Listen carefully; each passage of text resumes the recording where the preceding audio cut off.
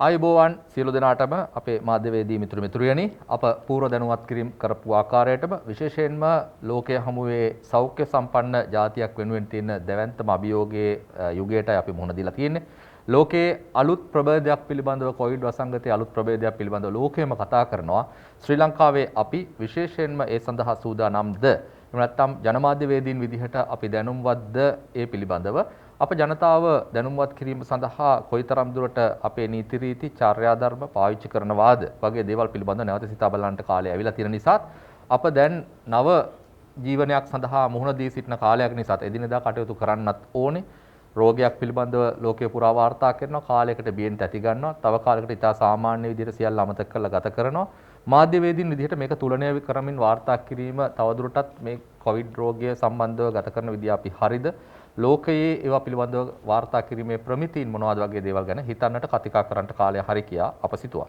ඒ අනුව අප ආරාධනා කරා ජනාධිපති මාධ්‍ය කේන්ද්‍රයට මේ පිළිබඳව රාජ්‍යාංශයෙන් කෙරෙන මැදිහත් කිරීම කොයි ආකාරයෙන්ද, ඒ වගේම වෛද්‍ය වෘත්තිකයන් කොයි ආකාරයෙන්ද ක්‍රියාත්මක වන්නේ සහ සාමාන්‍ය මහ ජනතාවට ලබා දිය යුතු පණිවිඩ මොනවාද, මෙහි පරීක්ෂණාත්මකව දැනට සොයාගෙන තියෙන තත්ත්වයන් මොනවාද කියන එක පිළිබඳව මේ කොවිඩ් වසංගතයේ නව ප්‍රභේදය පිළිබඳව සමාජය දැනුම්වත් කිරීමට මාධ්‍යවේදී ඔබ සියලු දෙනාට අවබෝධයක් ලබා දෙන්නට අප කල්පනා කළා. ඒ හරහා අපේ ආරාධනා ලැබවපු කණ්ඩායම අපිත් එක්ක මේලා ඉන්නවා. සියලු දෙනා ඉතා ආදරෙන් ගෞරවයෙන් පිළිගන්නවා. අපි හඳුනා ගනිමු මගේ දකුණු අත පැත්තේ සිට නියෝජ්‍ය අධ්‍යක්ෂ ජෙනරාල්තුමා අධ්‍යාපන පුහුණු හා පරීක්ෂණ වෛද්‍ය හේමන්ත හේරත් මහත්මයා. එතුමා බොහොම හුරු පුරුදු මුණක් මාධ්‍යයට නිරන්තරයෙන්ම මේ සෞඛ්‍ය පණිවිඩ ලබා දෙන්නේ එතුමා. ඉන් අනතුරුව සෞඛ්‍ය අමාත්‍යාංශ ලේකම් වෛද්‍ය එස්.එච්. මුණසිංහ මහත්මයා අද දවසේ රජයේ කටයුතු පිළිබඳව එහෙම නැත්නම් සෞඛ්‍ය සම්බන්ධව රජයේ ප්‍රතිපත්තීන් ඒ වගේම ක්‍රියාත්මක වන්නා වූ ක්‍රියාදාමයන් පිළිබඳව එතුමා අපිව දැනුම්වත් කරાવી. විෂය පිළිබඳව කතා බහ කරනවා නම් මේ නම අලුත් නමක් නොවේ. ඇයගේ තනතුරු රාශියක් තියෙනවා. ඇයගේ ඉල්ලීම් මත කෙටි කොටස විතරයි පවසන්නේ. ශ්‍රී ජයවර්ධන විශ්වවිද්‍යාලයේ මහාචාර්ය නීලිකා මලවගේ මහත්මිය ඉතාමත් ගෞරවයෙන් පිළිගන්නවා ඔබතුමියව. ඒ වගේම ශ්‍රී ජයවර්ධන පුෂ්ප විශ්වවිද්‍යාලයේ වෛද්‍ය පීඨයේ ආසාත්මිකතා ප්‍රතිශක්ති වේද සහ ශෛල්‍ය ජෛව විද්‍යා අධ්‍යයනාංශයේ ප්‍රධානී ආචාර්ය චන්දිම ජීවන්තර මහත්මයා කියන කණ්ඩායම අපිත් එක්ක ඉන්නවා. ඔබ සියලු දෙනාම නැවතත් ගෞරවයෙන් පිළිගන්නවා. මාධ්‍යවේදී මිතුරනි, අපි මුලින්ම හඳුනා ගනිමු මොකක්ද මේ නව ප්‍රභේදය ගැන කතා කරන්න කලින් අප මෙතෙක් සිතාගෙන හිටපු දේද අපි මේ වාර්තා කරපු දේද හරි කියන එක ඔබත් එක්කම කතෝපකථනයක් ආරම්භන්නට පුළුවන්. අපි මුලපුරම මම ආරාධනා කරනවා මහාචාර්ය නීලිකා මලවිගේට ලෝක තත්ත්වය ගැන කතා කරන්න කලින් වෛරසය ගැන අපි මුලින්ම හඳුනා ගැනීම කරලා තිමු. ඉන් පඩතුරුව ආචාර්ය චන්දිම ජීවන්දරටත් අපි ආරාධනා කරනවා එකතු වෙන්න කියලා. ඔබ දෙපළට බාරයි අපිට මාධ්‍යවේදීන්ට මේ වෛරසය සහ එහි නව ප්‍රවණතා පිළිබඳව අපිට හඳුන්වා දෙන්න. ඇත්තටම මේ ඔමික්‍රෝන් කියන ප්‍රභේදය ලෝක සෞඛ්‍ය සංවිධානයෙන් පස්වෙන variant of concern කියලා නම් කරපු ප්‍රභේදයක්. ඒක ඉස්සෙල්ලාම වාර්තා කරේ දකුණු අප්‍රිකාවේ ගිය සතියේ. ඊට පස්සේ දැනට ලෝකයේ රටවල් 24කින් මෙම ප්‍රභේදය වාර්තා කරලා තියෙනවා. යුරෝපීය රටවල් වල පසුගිය සාම්පල් වල පරීක්ෂා කරලා බලනකොට ඇත්තටම මේ වෛරසය එම රටවල් වල නොවැම්බර් මාසයේ මුලත් මේ ඔමික්‍රෝන් ආසාදිතයන් හිටියා කියලා දැන් හොයාගෙන තියෙනවා. ඇත්තටම ස්විට්සර්ලන්තය, එංගලන්තය සහ ජර්මනිය වැනි සමහර යුරෝපීය රටවල් වල සමාජයෙන්ම අහුවෙලා තියෙනවා මේ ඔමික්‍රෝන් කියන ප්‍රභේදය. එතකොට මේ අවස්ථාවේ ඇත්තටම රටවල් කිහිපයකම සමාජගත වෙලා තියෙන මේ ප්‍රභේදය සහ ඒක ඉක්මනින් ව්‍යාප්ත වීගෙන යන හැටි තමයි පෙනීගෙන යන්නේ. ඉතින් ලෝක සෞඛ්‍ය සංවිධානය අර මීට ඉස්සෙල්ලා තිබිච්ච ප්‍රභේද වලට කලින් ඒ කියන්නේ අපි දන්නවා මීට ඉස්සෙල්ලා variants of concern ඒ කියන්නේ සැලකිය යුතු ප්‍රභේද 4ක් තිබුණා. alpha, beta, gamma සහ delta කියලා. ඒවා ටික දුරක් අධ්‍යයනය කළා තමයි ඒවට සැලකිය යුතු ප්‍රභේද කියලා ලෝක සෞඛ්‍ය සංවිධානය නම් කරේ. එනමුත් මේ ඔමික්‍රෝන් ප්‍රභේදය ඊට වඩා කලින් එහෙම ප්‍රභේදයක් විදියට නම් කරන්න හේතුව ඒකේ තියෙන විශේෂ ජානමය විකෘතිතා සහ එය මූලික ලක්ෂණ වලින් සමහර වෙලාවට ඩෙල්ටා ප්‍රභේදයට වඩා ශීඝ්‍රයෙන් පැතිරීගෙන යාමක් දකින්නට ලැබුණා දකුණු අප්‍රිකාවේ සමහර ප්‍රදේශවලින්. ඒ වගේම සමහර වෙලාවට තාම අපි මේක ගැන ඉගෙන ගන්නවා විතරයි. ඔමික්‍රෝන් ගැන දත්ත කොහෙවත් නැහැ. ඒක නැවත කොවිඩ් හැදිච්ච අයටත් නැවත මෙම ඔමික්‍රෝන් ප්‍රභේදයෙන් ආසාදනය වෙන්න පුළුවන්. සහ ඒ වගේ ගැටලු සහගත තත්වයක් සහ අය ඉක්මනින් පියවර ගැනීම සඳහා තමයි ලෝක සෞඛ්‍ය සංවිධානය මේක ඉතාමත්ම කඩිනමින්ම පස්වෙනි මේ සැලකිය යුතු ප්‍රභේදයක් විදියට නම් කරනු ලැබුවේ. ආචාර්ය චන්දිම ජීවන්දර අපි දැනගන්න කැමති ඔබතුමාගෙන් විශේෂයෙන්ම ලංකාවේ පරීක්ෂණවල තත්ත්වය කොහොමද? එහෙම නැත්නම් නැවත අලුත් ප්‍රභේදයන් හැදෙනවා වගේ දේවල් පිළිබඳ වාර්තා ලැබුණා. ඔමික්‍රෝන් වලට පෙර ආතුව ලංකාවේ තත්ත්වය අවසාන වතාවට ඔබතුමාලගේ පරීක්ෂණ ආයතනවල ඒක නැවත අලුත් ප්‍රභේදයන් හඳුනා දීමක් වුණාද? එහෙම නැත්නම් මොකද අලුත්ම තත්ත්වය ලංකාවේ සම්බන්ධව? ඇත්තටම ලංකාවේ තත්ත්වය ගත්තාන් පස්සේ මේ COVID-19 වසංගතය පටන් ගන්න කාලේ කියන්නේ අපි ගිය අවුරුද්දේ ගැන කල්පනා කරලා බලනකොට රෝගීන් වාර්තා වෙනකොට අපේ ජාන විශ්ලේෂණය සඳහා අපි අවශ්‍ය කරන අමුද්‍රව්‍ය ඕඩර් කරලා තිබ්බ අවස්ථාවක්. හැබැයි මේ අවස්ථාවේදී මේ ඔමික්‍රෝන් ප්‍රභේදය වාර්තා වෙනකොට අපගේ ආයතනයේ සතුව සියලුම අවශ්‍ය කරන අපි කියනවා රියේජන්ට්ස්, කෙමිකල්ස්, ඒ වගේම අවශ්‍ය කරන උපකරණ සියලුම දේවල් තියෙනවා. ඉතින් ඕනෑම අවස්ථාවක ඔමික්‍රෝන් ප්‍රභේදය ලංකාවට આવොත් හඳුනා ගැනීමේ හැකියාව අප සතුව තියෙනවා. ඒ වගේම තමයි දැන් අපි පසුගිය සතියේත් ජාන විශ්ලේෂණ වාර්තාවක් ඉදිරිපත් කළා. ඒකෙදිත් අපි ප්‍රධාන වශයෙන් 100%ක්ම හඳුනාගත්තේ ඩෙල්ටා ප්‍රභේදය ආශ්‍රිතව වාර්තා වෙච්ච රෝගීන්. ඒ අනුව ඊට අමතරව අපි දැන් මේ වෙන විට අපගේ විද්‍යාගාරයේ පර්යේෂණ මේ වෙනකොට ක්‍රියාත්මක වෙනවා. විශේෂයෙන්ම අපි සෞඛ්‍ය අමාත්‍යාංශය මගින් අපිට විදේශයන්ගෙන් පැමිණි පුද්ගලයන්ගේ සාම්පල මේ ඔමික්‍රෝන් ප්‍රභේදයේ තියෙනවද කියන සම්බන්ධයෙන් විශේෂයෙන්ම හොයා බැලීම සඳහා අපිට සාම්පල යොමු කරලා තියෙනවා. ඉතින් අපි බොහෝ විට බලාපොරොත්තු වෙන අද සහ හෙට දිනේ වෙන විට මේ පර්යේෂණ අවසන් කරලිවලා වාර්තා බොහෝ විට සති අන්තය වෙන විට සෞඛ්‍ය අමාත්‍යාංශ සෞඛ්‍ය ලේකම්තුමාටත් අධ්‍යක්ෂ දෙනතුමාටත් බාර දෙන්න. ඉතින් දැනට ලංකාවේ පහුගිය අවසන් ගිය සතියේ ඉදිරිපත් වූ ජාන විශ්ලේෂණ වාර්තා දක්වා මේ වන විට කිසිම රෝගයක් දැනට වාර්තා වෙලා නැහැ. හැබැයි මේ වන විට අපගේ කරගෙන යන පර්යේෂණ ප්‍රතිඵල අපි දින දෙකක් ඇතුළත ලබා දෙන්න බලාපොරොත්තු වෙනවා. ඔව්. මාචාර්යතුමියනි දැන් ලංකාව දූපතක්. ඒක නිසා ලංකාවට එන්න පුළුවන් එක්ක ගුවන් මගින්, එක්ක වරායක් මගින්. එහෙම නැත්නම් සංක්‍රමණිකයන් විදිහට ඇරෙන්න ලේසියෙන්ම පරිපාලනය කරගන්න පුළුවන් දෙයක් මේ වසංගත රෝග එනකොට මේවා පාලනය කරගන්න බෑනේ කියන දේශපාලන චෝදනාව බොහෝ වෙලාවට එදිනදා කතාබස්වලදී තියෙනවා. මාධ්‍යවේදීන්ට පැහැදිලි කරලා දෙන්න වසංගතයකදී එහෙම රජයක් ක්‍රියාත්මක කරලා අපිට මේක නවත්තන්න පුළුවන්ද? ගුවන් තොටුපළ හෝ වරාය වසා දැමීමෙන් වෛරසය පාලනය කරන්න හෝ නවතා ගැනීමට පුළුවන්ද කියන එක විද්‍යානුකූලව පැහැදිලි කිරීමක් කරන්න මම ආරාධනා කරනවා. ඒක හොඳ ප්‍රශ්නයක්. දැන් ඇත්තටම ගත්තොත් අපි ඔමික්‍රෝන් කොච්චර දුරට පැතිරී ගෙන යාමේ හැකියාවක් තියෙනවද කියලා දැනට දන්නේ නැහැ. ඒ වුණාට අපි දන්නවා ඩෙල්ටා ඉතාමත් ශීඝ්‍රයෙන් පැතිරී ගිය ප්‍රභේදයක් කියලා. ඕස්ට්‍රේලියාව, නවසීලන්තය වගේ රටවල් ඉතාමත්ම දැඩි බෝඩර් කන්ට්‍රෝල් තිබිච්ච රටවල්. ඒ කියන්නේ ගොඩාක්ම දිගු කාලීනව ක්වොරන්ටයින් ප්‍රොසෙස් එක කරන් ගියා.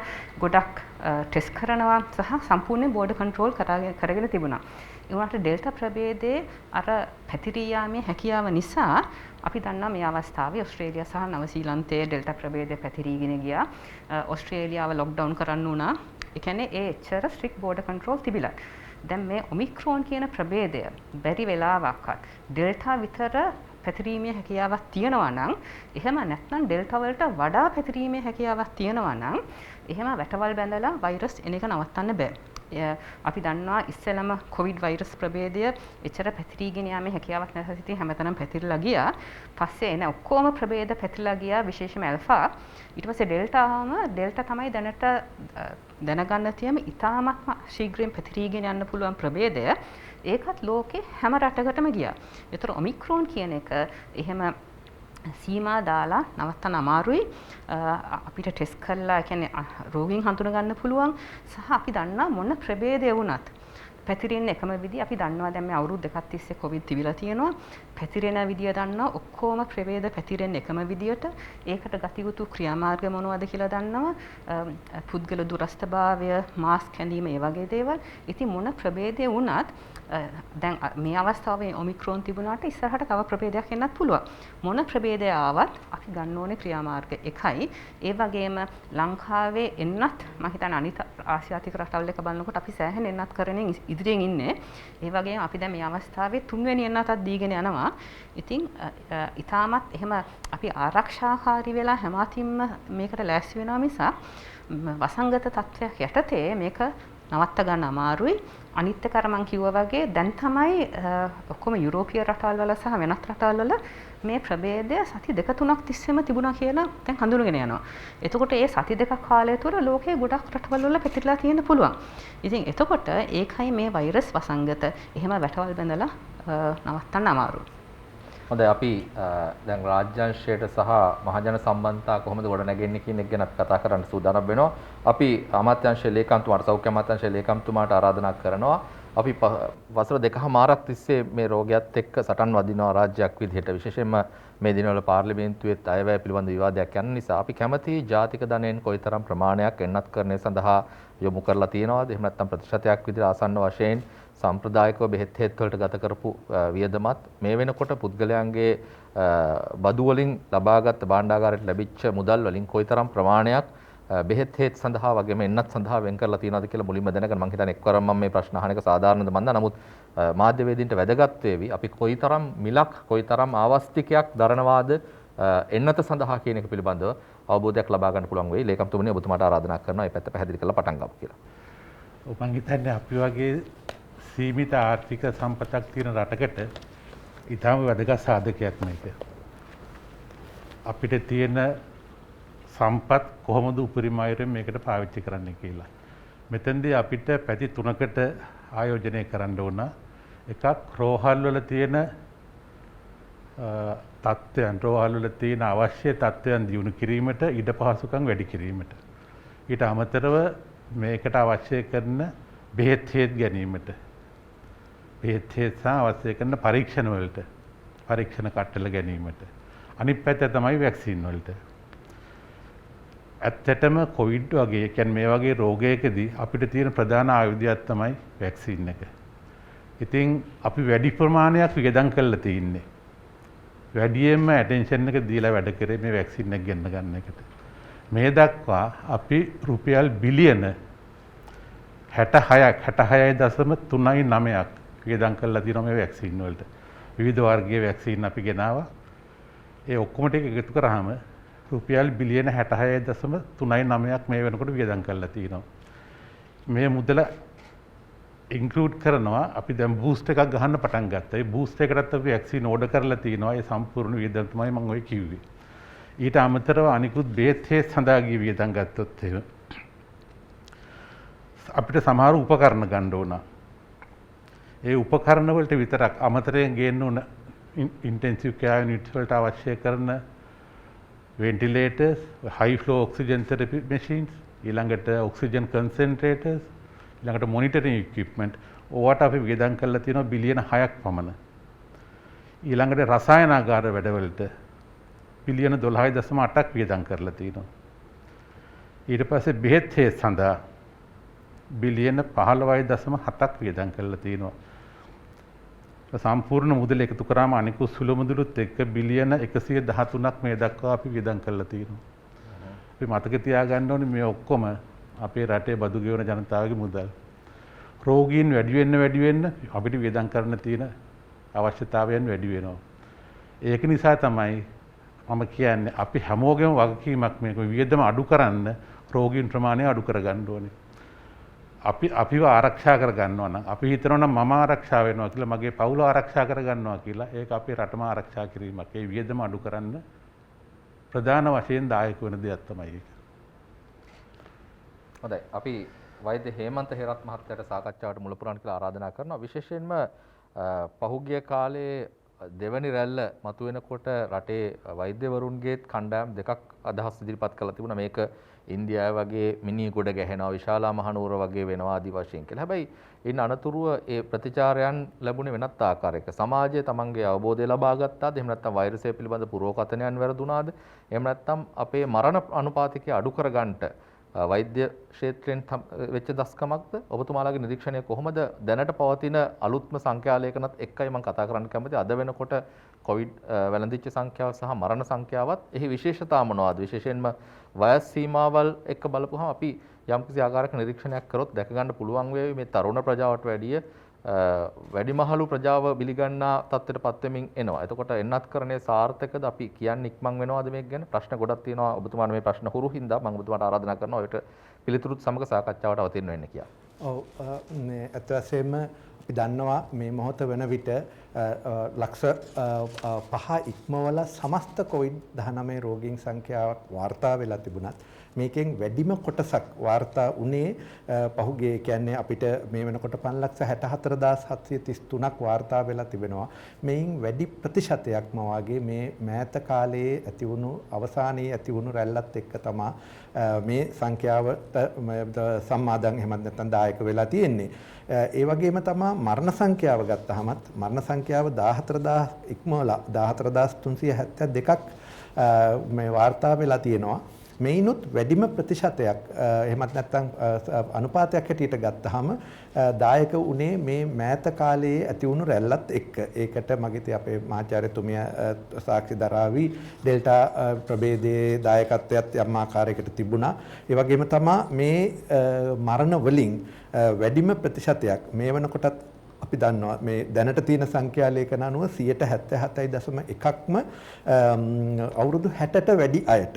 ඒ වගේම තමයි දල වශයෙන් ගත්තාම මුළු මරණ සංඛ්‍යාවෙන් අවුරුදු 30ට අඩු අයට වැළඳිලා තියෙන්නේ 101.2ක් පමණයි.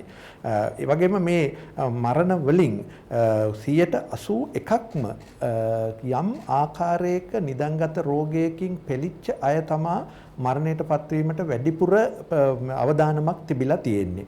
ඒ වගේම ඊතුරු 118 සාමාන්‍යයෙන් අපි පිළි අරගෙන තියෙනවා මේ බරපතල නිදන්ගත රෝගයකින් පෙළෙනු නැති අය හැටියට. බෙහෙත් එන්නත් ලබා ගැනීමේදීත් අපිට තවමත් තියෙන, ඒ කියන්නේ මේ වෙන විට මේ රටේ ජනගහනයෙන් අතිවිශාල සංඛ්‍යාවකට එන්නත් ලබා දෙන තත්ත්වයේ යටතේ පවා 169ක්ම මේ මරණ වලින් අපිට වාර්තා වෙන්නේ එහෙම නැත්නම් 9908ක්ම වාර්තා වෙලා තියෙන්නේ බෙහෙත් එන්නත් ලබා නොගත් අයගෙන් තමයි මේ මරණ සිද්ධ වෙලා තියෙන්නේ. හැබැයි අපි දන්නවා එන්නම රටේ වැඩිම කොටසක් වැඩිම අනුපාතයක් එන්නත ලබා ගැනීමත් එක්ක එන්නත ලබාගෙනත් මරණයටපත් වෙන අයගේ සංඛ්‍යාවේ යම් වැඩිවීමක් දකිනවා. මේ වන විට 30ක් පමණ තමා ඒත් අපි ළඟ තියෙන දත්ත අනුව එන්නත් ලබාගත් අයගෙන් මිය ගොස් තිබෙන්නේ. ඉතින් මේ తত্ত্বය නිසා මම හිතනවා අපිට අද පවතින తত্ত্বය මේ දිනකට තවමත් රෝගීන් 700කට ආසන්නයෙන් හමුවීම මම හිතනවා අපිට මේ සතුටටපත් වෙන්න පුළුවන් කාරණයක් නෙවෙයි. කෙසේ නමුත් මේ පුරෝකතන ආදිය පිළිබඳව සලකනකොට ඇයි වැඩි මේ අපිට කිව්වේ අර එක එක සිදුවීම් නිසා මෙච්චර වැඩි වේ අච්චර වෙයි කියලා. නමුත් ඒ తත්වයේ වැළකුණේ නම් එක පැත්තකින් ජනතාවට දුන්න පණිවුඩ අනුව බොහෝ දෙනෙක් මේ නීතිය අපේ සෞඛ්‍ය මාර්ගෝපත පිළිපදමින් ආරක්ෂා වෙලා තියෙනවා. ඊට අමතරව සෞඛ්‍ය ක්ෂේත්‍රයේ අපිට පුරවකතනයක් ලැබුණාම ඒ පුරවකතනයේ නරක පැත්තට නම් සිද්ධ වෙන්නේ අපි කවදාකවත් ඒක එසේ වෙනකල් බලාගෙන ඉන්නේ නැහැ.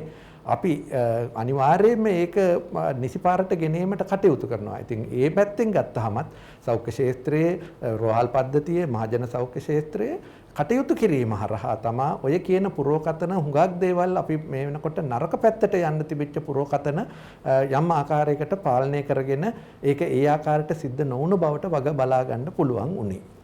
හොඳයි, එන්නත්කරණය පිළිබඳව විශ්වාසය තබලා තමයි බොහෝ රාජ්‍යයන් කටයුතු කරන්නේ. එහෙම නැත්නම් අලුත් ඖෂධයන් පිළිබඳවත් වාර්තා වුණා. වරින් වර අන්තර්ජාලය හොයා බැලුවොත් ඔබට පුළුවන් විවිධ එක ටැබ්ලට් එකක් පිළිබඳව කතා කරන සමහර රටවල් ඒක පිළිබඳවත් අවධානය යොමු වෙනවා. පරීක්ෂණ තත්ත්වයන් වලදී අපි දැනගන්න කැමති ලෝකයේ අලුත්ම විකල්ප මේ සඳහා ශ්‍රී ලංකාවට ලැබෙනවද පරීක්ෂණාගාර වලට?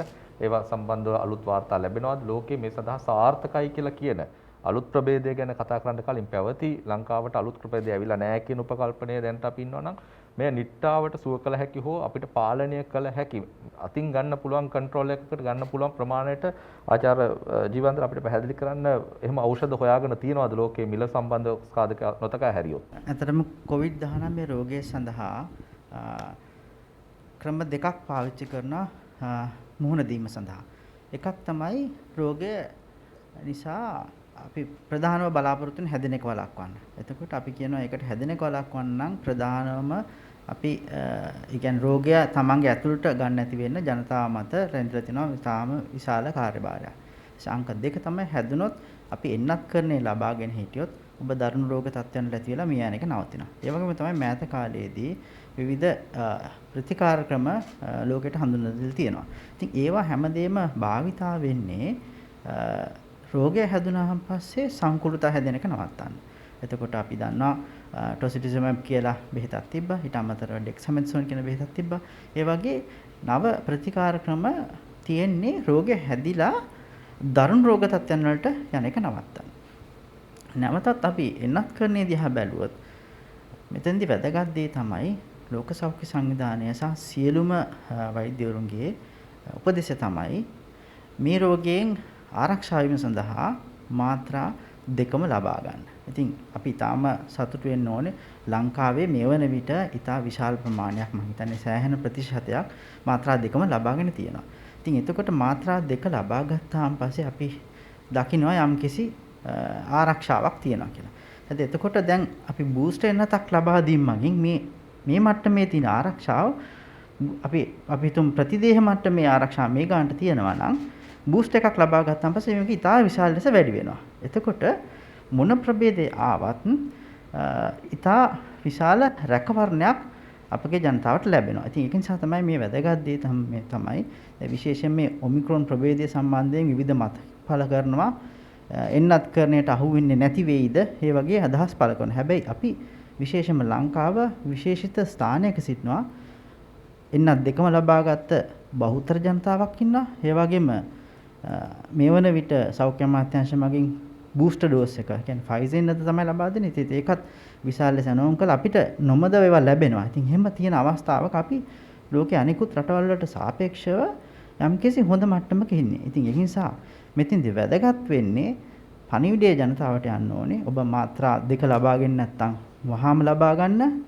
ඊට පස්සේ මාත්‍රා 2 ලබා ගත්තා නම් ඔබට සුදුසුකම් තියෙනවා නම් බූස්ටර් එන්නත වහාම ලබා ගන්න. ඒක තමයි මේ රෝගයෙන් භාවිතා කරන්න පුළුවන් හොඳම ක්‍රමවේදය. ඊට අමතරව අනිකුත් සියලුම දේවල් නවීනතම ප්‍රතිකාර ක්‍රම සහ අනිකුත් ඔබගේ අනිකුත් ආරක්ෂා විධි ක්‍රම සියලුම දේවල් අමතර ක්‍රම. නිසා නැවතත් අපි කියා සිටින්නේ එන්නත් දෙකම ලබාගෙන සුදුසුකම් ලැබුණු වහාම බූස්ටර් එන්නත ලබා ගන්න. අපි දකිනවා විශේෂයෙන්ම සමාජලාවට තමාට ඇඟට ඇති වෙන සියලුම රෝග ආබාධ එන්නතේ අතුරු ආබාධ විදියට ලේබල් කිරීමකුත් අපි බොහෝ විට සමහර දකින සංගපත්‍ර දෙන්න ගත්තොත් පසු කාලිනව.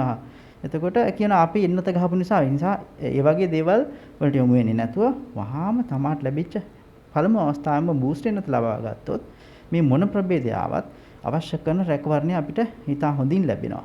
ඒක අපි ඩෙල්ටා ප්‍රභේදය ආශ්‍රිතව දැක්කා. ඩෙල්ටා ප්‍රභේදය මගින් දරුණු රෝග තත්ත්වයන් වලට ඇති වෙලා මියෑම ලංකාවේ විතරක් නෙමේ ලෝපුරා හැමතැනම උනේ වැඩිපුර එන්නත් ලබා නොගත් පුද්ගලයන්ට. එතකොට දැන් මේ එන්නත නිර්මාණය කරලා තියෙන්නේ චීනයේ වුහාන් නගරයේ ඇතිවෙච්ච වෛරස් එකට. ඉතින් ඩෙල්ටා ප්‍රභේදයේ යම් විකෘතිතා තිබ්බත් මේ අර මූලිකව නිර්මාණය කරපු එන්නත ඊටාම හොඳින් ඩෙල්ටා ප්‍රභේදයට වැඩ කරා. ඉතින් එතකොට ඔමික්‍රෝන් ප්‍රභේදයට මේ එන්නතේ ඊටා විශාල ලෙස මගහැරීමේ හැකියාවක් කොහොමටත් බලාපොරොත්තු වෙන්නේ නැහැ. යම් මගහැරීම් තිබ්බත් අපි නියමාකාරයෙන් එන්නත් ලබාගෙන කියන්නේ අපි කියන හයි රිස්ක් කට්ටිය බූස්ට් එන්නත් ලබාගෙන තමාගේ ප්‍රතිශක්තිය ඊට ප්‍රශස්ත මට්ටමකට ගන්න පුළුවන් නම් මේ නව ප්‍රභේදයෙන් අපිට අපි කියන අර පැනික් වෙලා බය වෙන්න අවශ්‍ය නැහැ. අපි ඒක ගැන සැලකිලිමත් වෙන්න ඕනේ. හැබැයි බියවීමක් අවශ්‍ය වෙන්නේ නැහැ. හොඳයි මම සෞඛ්‍ය අමාත්‍යාංශ ලේකම්තුමාට ආරාධනා කරනවා විශේෂයෙන්ම මාධ්‍ය වලට විවෘත වුණේ නැහැ මූලික වටේ තිබිච්ච මේක මෙහෙයුම් කමිටුව ක්‍රියාත්මක වෙච්ච ආකාරය. එන්නත් ක්‍රමවේදයේ සාර්ථකව ජනාධිපතිතුමාගේ ප්‍රධානත්වයෙන් කොයි ආකාරයෙන්ද සිද්ධ වුණේ කියන එක පිළිබඳව මහජනයා දැනගත යුතුයි කියලා මම හිතනවා මේ අපි ගැන සාකච්ඡා කරන වැඩමුළුව හින්දා. අපි සෞඛ්‍ය අමාත්‍යාංශ ලේකම්තුමාට ආරාධනා කරන මුලසිංහ මහත්මයාට මුල ඉඳලා මේක ක්‍රියාත්මක වෙද්දී රජය කොහොමද ක්‍රියාත්මක වුණේ? කොහොමද ඒ සඳහා තීන්දුව ගත්තේ? එක්වරක කොයි කණ්ඩායම් වලටද හොට් ස්පොට්ස් වගේ දේවල් අවබෝධ කරගත්ත හැටි කොහොමද?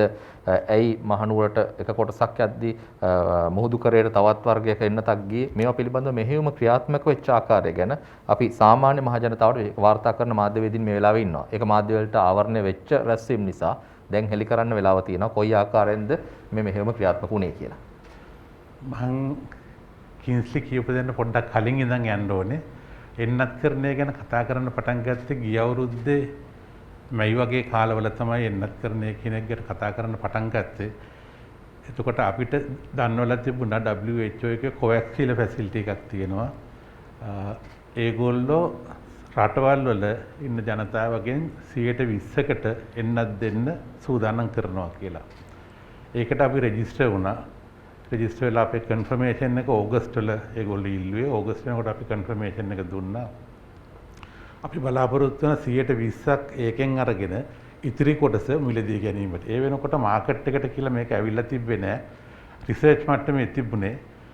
ඔය අතරතුරේ ජනවාරි විතර වෙනකොට අපිට දැනගන්න හම්බුණා COVAX ෆැසිලිටි එකෙන් එන්න තියෙන එක සමහර විට අපිට හම්බ වෙනකොට ඊළඟ අවුරුද්දේ කියන්නේ මේ අවුරුද්දේ ඕගස්ට් විතර වෙයි කියලා. එතකන් අපිට බලන් ඉන්න පුළුවන්කමක් තිබ්බේ නෑ. ඊට පස්සේ ජනාධිපති කාර්යසාධක බලකායද මේක ගැන කතා කරාම ජනාධිපතිතුමා නියම කරා මිලදී ගන්න පුළුවන් හැම අවස්ථාවකම හොයලා බලන්න කියලා. අපිට පළවෙනි ඔෆර් එක ආවේ ඉන්දියාවෙන්. ජනාධිපතිතුමා ඩිරෙක්ට්ලි කතා කරා ඒ වෙලාවේ ඉන්දියානු අගමැතිතුමාත් එක්ක කතා කරලා පළවෙනි මුලින්ම මට මතකයි ජනවාරි 28 වෙනිදා අපිට ලක්ෂ 5ක් ඩොනේෂන් එකක් කරට හම්බ වුණා. අපි ජනවාරි 29 වෙනිදා මේක විදින්න පටන් ගත්තා. එතෙන්දී ලෝක සෞඛ්‍ය සංවිධානයත් අනිකුත් සංවිධානත් තීරණය කළා තිබුණා විදින ප්‍රයොරිටි එක මොකක්ද කියලා. මුලින්ම මේකට කෙලින්ම එක්ස්පෝස් වෙනවා හෙල්ත් කෙයාර් වර්කර්ස්ලා. ඒගොල්ලන්ට පළවෙනි ප්‍රයොරිටි එක. ඊට පස්සේ ෆ්‍රන්ට් ලයින් අනිත් වර්කර්ස්ලා ඉන්නවා. දැන් මේකෙදී ත්‍රිවිධ හමුදාවත් පොලිසියත් ඒකට සම්බන්ධ වුණා. ඊළඟට ගම් මට්ටමේ තවත් ගොඩාක් අය සම්බන්ධ වුණා. ඊට පස්සේ 60ට වැඩි අයට දෙන්න ඕන කියලා තීරණය කරා. ඊට පස්සේ තමයි අනිකුත් වයස් කාණ්ඩ ඒ තියෙන රිස්ක් එක අනුව මේක දෙමුයි කියලා තීරණය කරේ. ඒ වෙනකොට ලංකාවේ තිබිච්ච රෝගීන් පැතිර තිබුණු රටාව අනුව බැලුවාම 60ට වැඩියෙන් ඉන්ෆෙක්ට් වෙලා තිබුණේ ගොඩාක් අඩු වෙලා තිබුණේ. ඒක සමහර විට අපේ කල්චර් එකේ ඉන්න පුළුවන්. අපි හැමතිස්සම අපේ වැඩිහිටියන්ව ආරක්ෂා කරන්න පුරුදු වෙලා තියෙනවා. ඒ වෙලාවේ අපේ විශේෂඥයින් ඇනලයිස් කරලා බලලා කිව්වා අපේ 60ට වැඩි වයස 60ට වැඩියෙන් එෆෙක්ට් වෙච්ච ගන්න අඩුයි.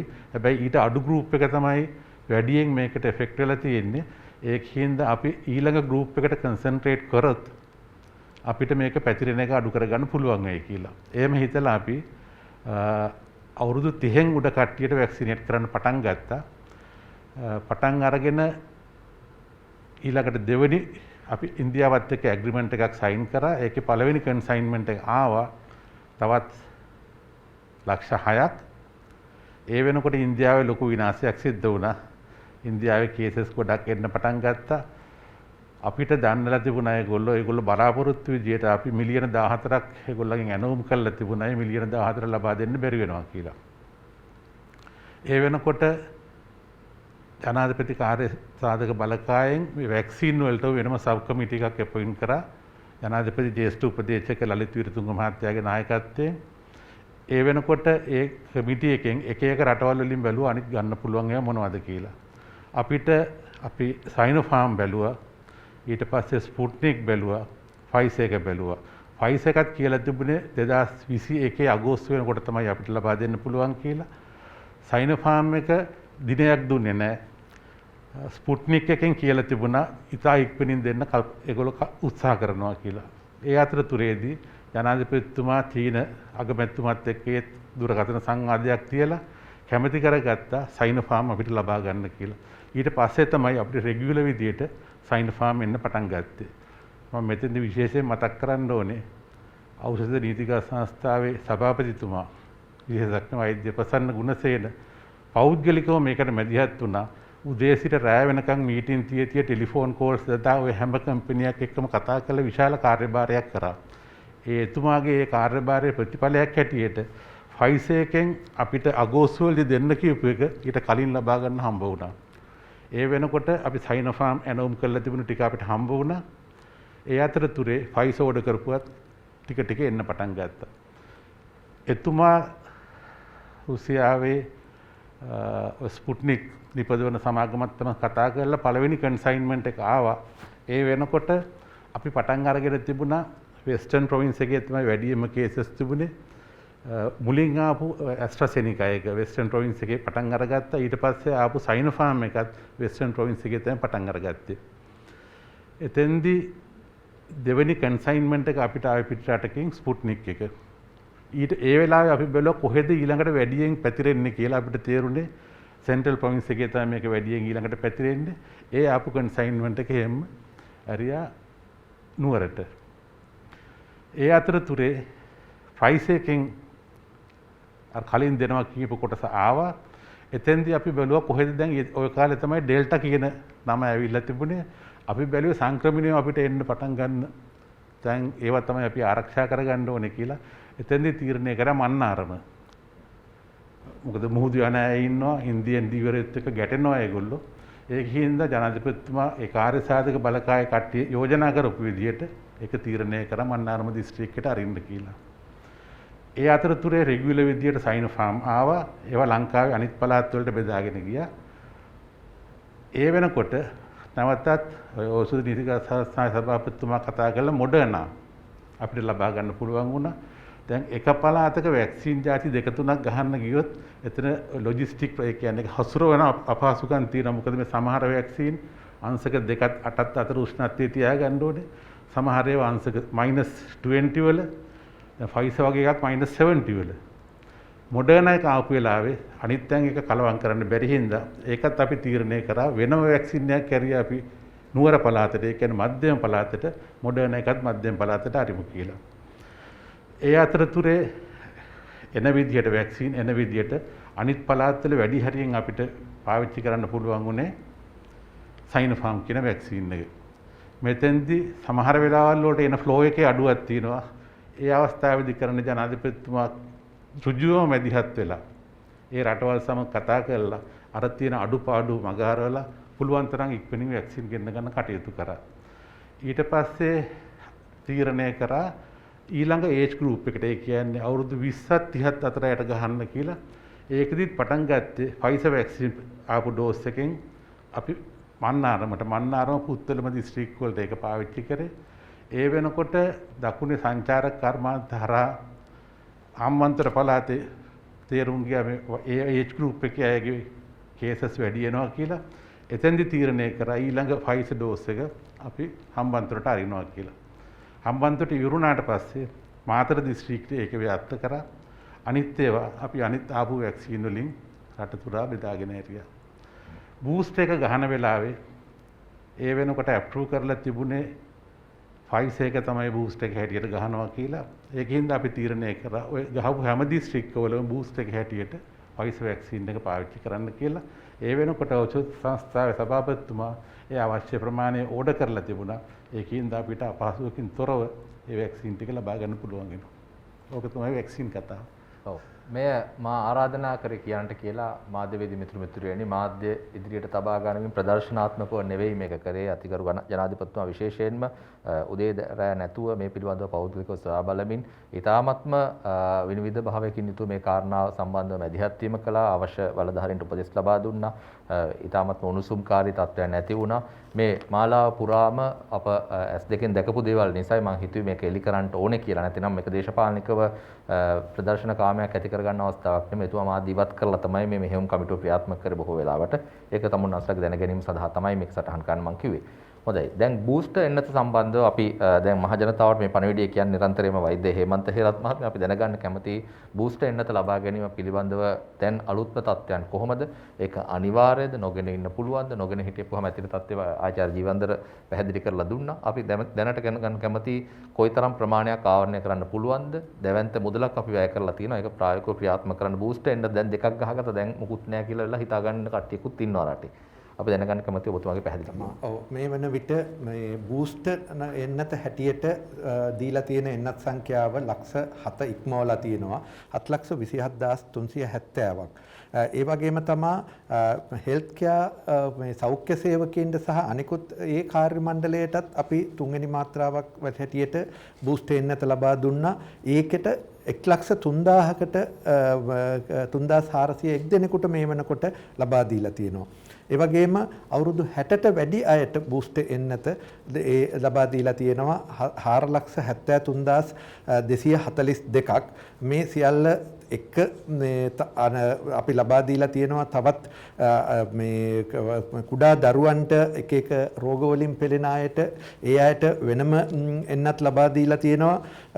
ඒ කණ්ඩායමේ 1,30,000ක් ලබා දීලා තියෙනවා. ඒ වගේම පාසල් දරුවන්ගේ අවුරුදු 16ත් 19ත් අතර අයට මේ වෙනකොට මිලියනයේ ඉක්මවලා ලබා දීලා තියෙනවා 1,37,308ක් ආදී වශයෙන්.